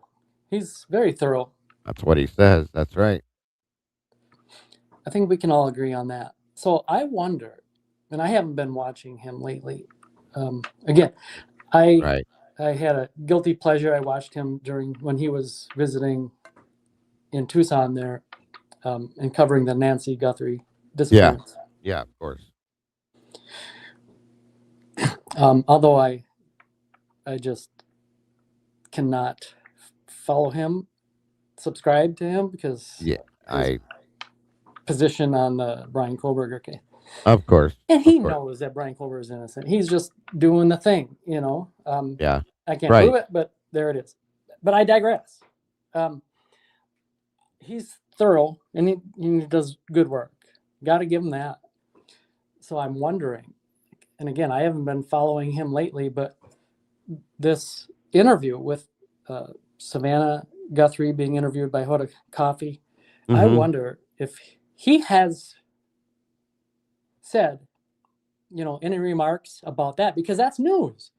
And if he has, I wonder what his take is on that, because like I said earlier today, if that was true, that would really be breaking news. I mean, he never knew that. He was there during that entire time. Right. When she is being chased around in the darkness, in the desert, from house to house. Of course. Of course. See, if something is false, then there's just no, there's no murmurs. It's like it's not being spoken of, which is counterintuitive. You would think if it was legitimate news, then it would be the talk. Right. And notice that it's not the talk. That's another No. giveaway. Yeah. Good point. Good point. Very good point. And like I pointed out moments ago, is there'll be no investigation to this angry mob that was closing in on them and caused them to run away in the darkness of the night, hand in hand. Uh-huh. Yeah. That's I'm right. belaboring the point, but I mean, these are how, I mean, this is how you do identify the shenanigans. I mean, they're not, again, sadly, they're not going to come out and say, okay, this is the point where we're pulling the wool over your eyes. You wish they'd be that honest, but Yeah, it's it'd be never nice, going to wouldn't happen it? that way. You Right. have to use your common sense. And then when you Absolutely. do identify it, you got to be real with yourself and say, okay, Thank now you, Kim. I've identified it. Now what? What does that tell me? Sure. Sure. That's a very good point. I don't, by the way, I don't know. Have you followed anything that Candace Owens has been doing recently at Not all? recently. I have in the early going of the Charlie Kirk business. Okay. She's really been going at Erica, Charlie's wife, like really unwrapping anything she can on her. For those of you that are following her, it's been interesting at the least.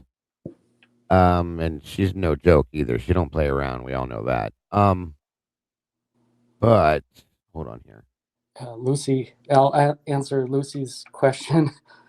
It's funny you even mentioned that because I got this whole thing put together for you guys about Charie, and Yeah. it's not about Charie, but I can't cover what I want to share with you all without mentioning him. What it has to do with is an expansion on what we were covering today. Ironically, and that is these absurd arguments Right. that we've had to endure all along. And there's a particular, I have a firsthand experience in having to deal with an absurd, and I don't want to get into it. And I also don't mean for it to be a spoiler. I know we don't have time for it, but No, I was good. on a panel and it's a funny story, but it has importance. And I don't have any ill will to the person that had the absurd argument, but some were there. I know Twizzle was there, and I wish I could recall everyone. Some of you will recall it and were a witness to it, but it has to do with that. So, yeah, funny story about Charie and absurd argument. Gotcha. No worries. Thank you, Kim, again. I think that was number 3 towards the second goal. You guys are killing it today. I love it. I appreciate you all very much for that.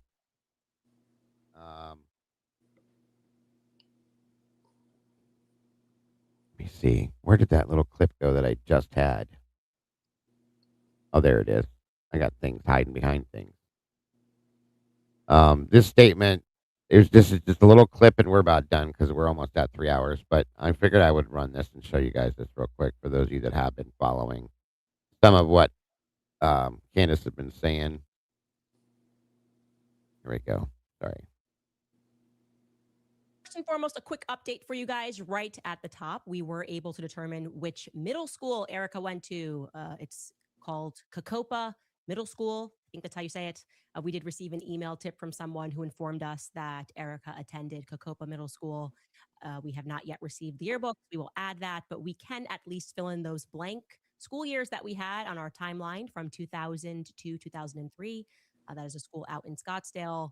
And we were able to further confirm this from the middle school because they once tweeted this referring to her as alumni.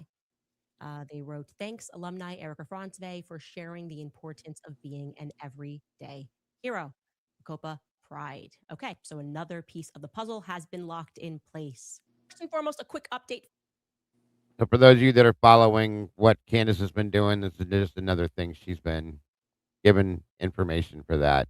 I'm just showing that for those of you that are following it. I haven't followed all of it, but she is definitely getting on top of that situation. She's been tearing that apart. She's found out a lot of stuff that I think has become quite interesting about Charlie's wife. Is it all true? You know, everything they're saying? I have no idea. None of us do. But it is interesting to be hearing it. I'll say that much. So I think that's pretty much. Wait a minute here. What is this?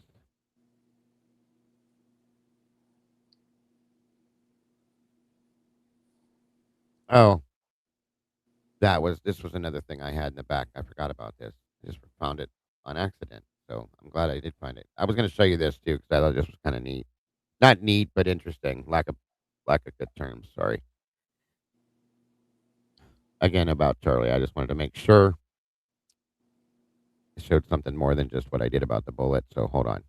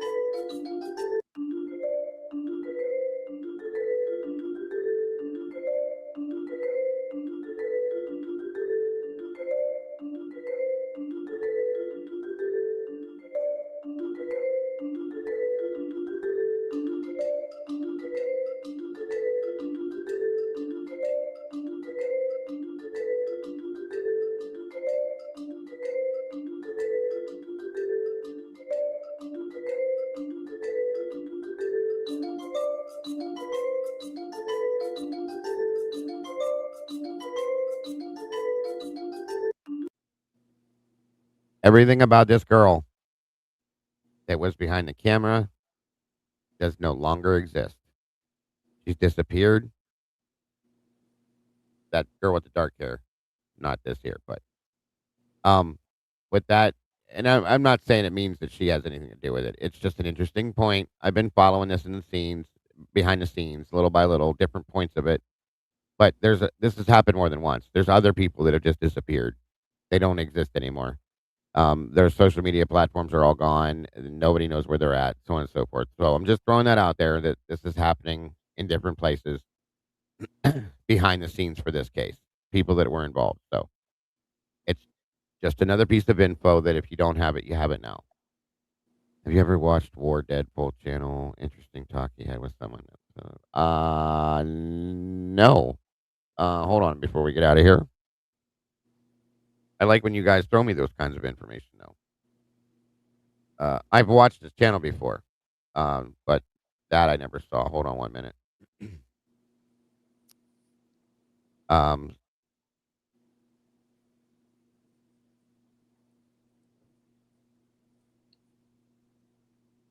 Yes, we did listen to that. Did we listen to it?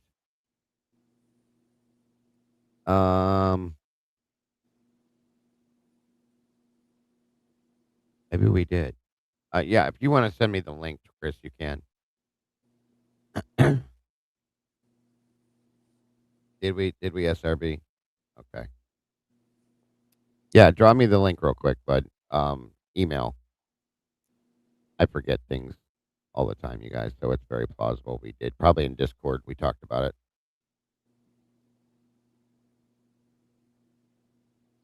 I don't think I did share it on here. Do you have my email, Chris?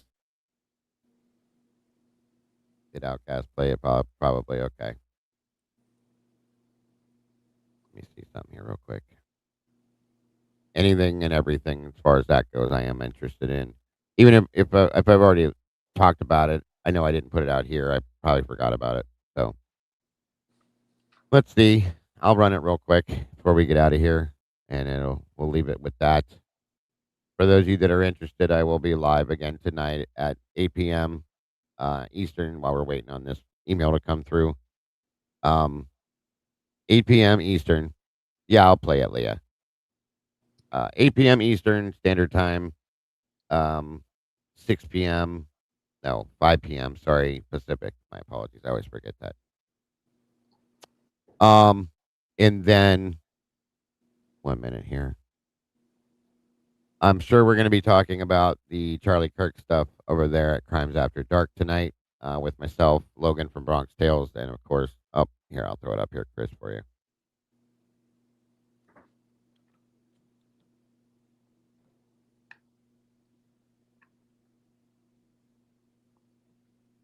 Okay. There it is, bud. Right there. And tomorrow in here, for those of you that are, before you worry about, we'll be back to something in the Idaho 4 case, some stuff I wanted to look at and break down. So there's that. For those of you that have been asking about that, we will be back to it. Don't worry. I just wanted to cover some other things and give us a little break from Idaho because it's nonstop. And there's only so much we can talk about until there's something else to talk about. We've stretched it out thin, folks. We have. So 1 minute here. Thank you, Teresa. Appreciate you guys that do support me over there. It means a lot for those of you that do pop over there to watch us in support of this show and the rest of them. If you do, thank you, altruistic. I appreciate you always. It is nice to see you guys that do that. It helps with my channel here. The people that support me over there too, believe that or not. So it's awesome. It's always good to see you, Brian. We miss you. We don't see you too often. So thank you for being here today. Let me check my email, you guys. Nothing yet.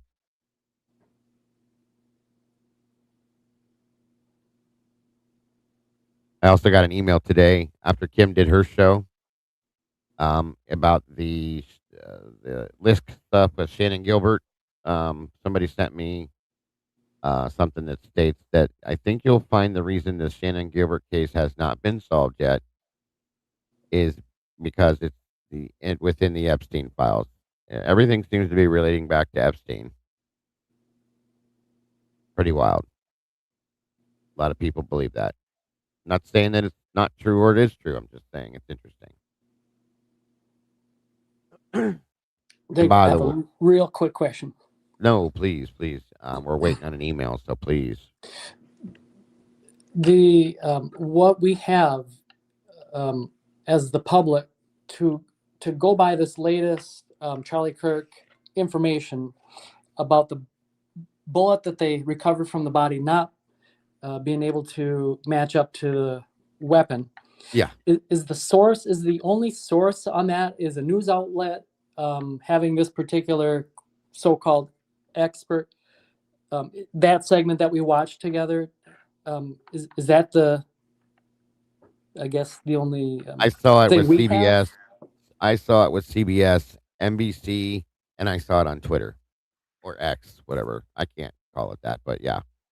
So nothing like case file related, just basically these talking heads. Not yet. No. I'm looking. It's hard to find documents that have statements in them yet. I'm waiting. I'm hoping to get a document that does prove it for sure. A court document for sure. You know, we always try to rely on that stuff when we can, but in certain cases, it is hard to get that. So, I know Lee's looking for it. The documentation as well. I think 1-1 was looking for it too. They may have it over there tonight. I don't know. All right, Chris, hold on. Brian is saying ATF, but ATF would be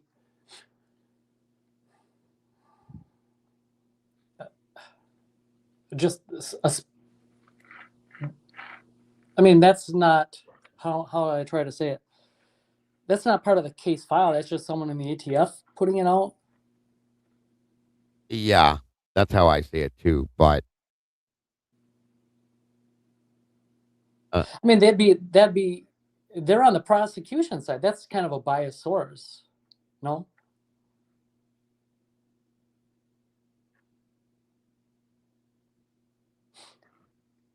Say that part again. I was pulling this up. Brian's saying the ATF. It came from the ATF. It still should be in some form of a court document somewhere if it's a fact. I mean, it probably is. We just don't know how to get it. And if it's not, yet. It will be, I hope. Yeah, Uh, it's a conclusion based on like a series of tests. Yeah. Rather than telling me, we were That's what I'm saying. unsuccessful at Yeah. matching it up, I'd rather look at like why it doesn't match. What did did you they do? look at? What all the science, the forensics about it. And I think we need to see that, Eddie. I think it's important to see what testing was done to come to this conclusion. And is it viable testing? Is it real? That's what people need to see nowadays because of all this shit that we see, and the lying and the corruption and the just like everything we look at. Nobody trusts anything anymore. So we need to see facts to be able to make us trust in what we're getting. That's a good point. Because if it is true that it came from the ATF, well, that's just an extension of the agency, the state, the prosecution, all synonymous. Where did they get it from, though? They didn't just get it on their own. They don't do the testing like that. Their labs or whoever did it is who needs to be talking on it and showing the documentation of it, in my opinion. And then it's leaked by a source. Yes.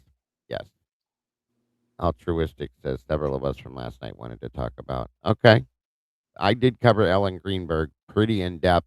And unfortunately, there's still nothing new with it. But we can always talk about it when it comes to talking about something new. If you wanted to do that in Crimes After Dark, throw it out there. We will definitely. I didn't see it last night. I'm sorry, but we can definitely throw it out there. If you guys keep it moving and let us know in the future from here on out, we definitely will. Lucy knows I'll what I'm make talking sure. about. Sound like a conspiracy affidavit. It could be. It could be. That's why we need to see. There hasn't been a trial yet. I mean, this is for what we've been talking about all day. This is for manipulation. Mm-hmm. They already drew their conclusions. They had the expert, and the expert, she said that it can't be disproven. Right there. Exactly. That is exactly it. Trust but verify. 100%. I agree with that. Whether you're laughing at it or not, I agree with that. We can trust in it, sure, but we need to verify it as well with most everything we try to do. Because I know they do the testing. That's good, Brian. That's good to know. And I'm sure they do. I want to see it. That's all. I just want to see the documentation of it. I'm not saying you're wrong, and I'm not saying they're wrong. Just show the work, as we've stated through every case we covered. Because we know what happens. The FBI came out here's a perfect example. Okay. I think it is, at least. The FBI came out and said that they know that Brian Koberger did this because of DNA that they tested, but they didn't show the work. I don't believe them. I don't believe them. So show the work. They threw it away. We didn't need it. And then they turned around and told the prosecution, don't use it. What does that say to you? We did this. We found him, but we didn't save the work, and we're telling you not to use it. That's why people question him. That's where all this shit comes from, you guys. People need to show their work. That's all I'm saying. I'm not saying I don't believe in it. I'm just saying show it to me. That way I'm for sure that that's what it is. That's all. Too much stuff going on these days. And if you think about this additionally, he hasn't had his day in the courtroom yet. He hasn't even made a plea yet. So, right.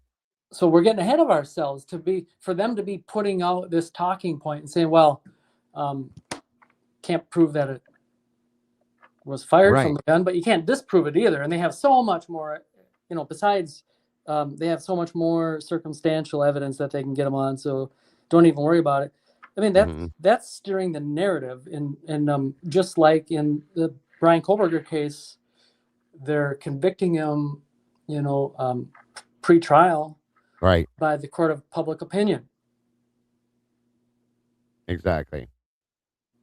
Very good point. Let the experts talk about it in the courtroom at the appropriate time, I guess, is my point. Yeah. And it is ahead of. Well, this is what they do because they're trying to shut some things down before it happens, in my opinion. So, before, you know what I'm trying to say? They're getting ahead of the shenanigans. Yeah, basically. So, all right, guys. So this is this interview you guys were wanting to see real quick. It's nothing super special. but I'll show it to you here real quick. This is from War Deadpool, which is an interesting channel. And so make sure you guys, if you want, subscribe to his channel, and check out his other stuff as well. There's the link right there. But you guys, a lot of you guys showed interest in this, so I'll show you real quick what it is. That was Papa Rogers. That was a person that was on the Facebook, and this says it was 6 minutes. 6 minutes and 40 seconds. I think this is just the what? Hold on, let me see something. And they were discussing about the Idaho 4 case, and this is a video of type of things that they would post. Now, their last post was the look from for between two. That'll probably help. Oh, nope. This is okay. I see it now. SRB. This is a different read. Yeah, guys, this would take too long. So it is in the Discord if you want to go check it out. My apologies. I was thinking it was a different clip that was shorter than that. So go ahead and grab it from the back, Leah, if you want to check it out. Maybe later on when we have a more time, if you guys really, really want me to cover this, just let me know and we can take the time to do it that way. But it is longer, so.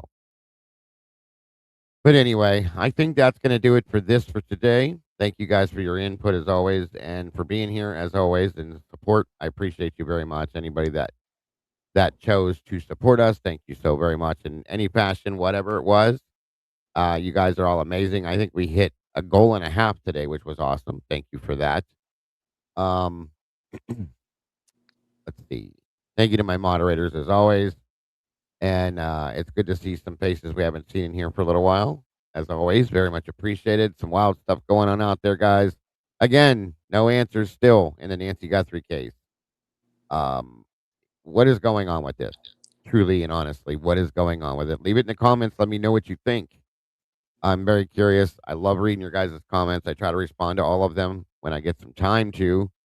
But leave me in the comments what you think is going on with the Nancy Guthrie case. And of course, if you want, leave some feelings about what's going on with the Charlie Kirk thing in the comments as well. Like I said, guys, we'll be back talking about some stuff going down and around the Idaho 4 case tomorrow. For those of you that have been asking about it, we'll be back. And don't forget tonight, Crimes After Dark with Lee, 11 Robin, and Miss Logan from Bronx Tales. It's always an interesting show. I look forward to some of you guys being there, at least I hope. And Eddie, thank you as always for your input and your thoughts and feelings. I love the way you started the show off with what you put together there. It was very, very good points you made. Well, thank you. I like to engage people's brains, and hopefully I can, share some useful tidbits. You do a great job with it. It was a great kickoff to what we were looking at today anyway. So very much appreciated. Hope make it appropriate and have it all make sense. But thank you for having me up and allowing me, trusting me to do that. Mi casa es su casa, my friend, and you know that. So I know that. Yeah, and you have a smart chat. I took something away today very too. much so. Yeah. So thanks again, Dago, and we'll see everybody later. Absolutely. Everybody have a nice evening. Until then. You as well. You can say drugs, Brian. We stopped doing that months ago. We've been saying drugs like you wouldn't believe. Take care, buddy. Bye-bye. Yeah, you can say drugs all you want there, sir. Yeah, we're past that months ago.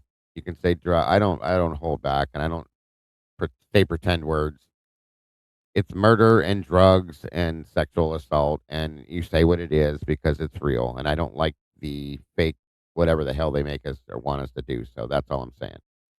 So anyway, thank you again, everybody, my moderators. Thank you to my production manager, Mikey, my videographer, Molly, for making these things happen, and all of my amazing moderators. I have the best moderators on YouTube. Facts are facts, and I'll die on that hill. I love you guys to death. Truly and honestly, you are the beautiful people and nothing less. Make sure you love yourselves and love each other, folks, and I'll see you very soon. And if mods have any time, I'm going to jump in the voice channel for a little bit of a meeting, and I'll see you there. If not, and you can't do it, no worries. I'll see you soon. Love you guys. Bye-bye.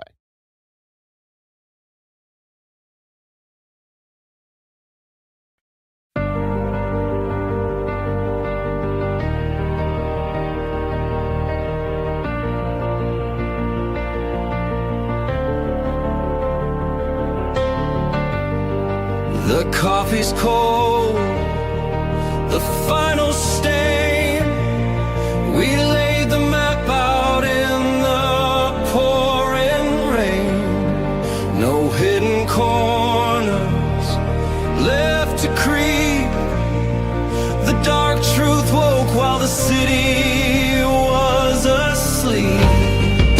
The evidence lines up straight and true. A perfect picture of what they chose to do. The quiet street erupts in flashing light. A reckoning delayed in the night. SWAT serves the warrant, loud and clear. The sound of justice, the only thing we hear.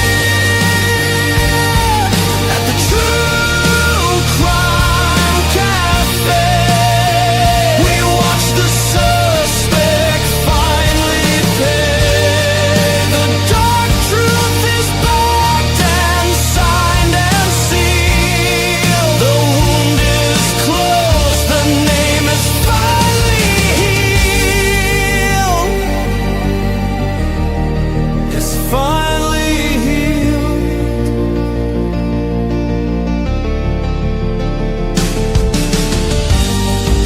The cafe's empty, closed for the night. We put the darkness back into the light. We'll wipe the counter, set the empty chair, and wait right here for the next secret laid bare.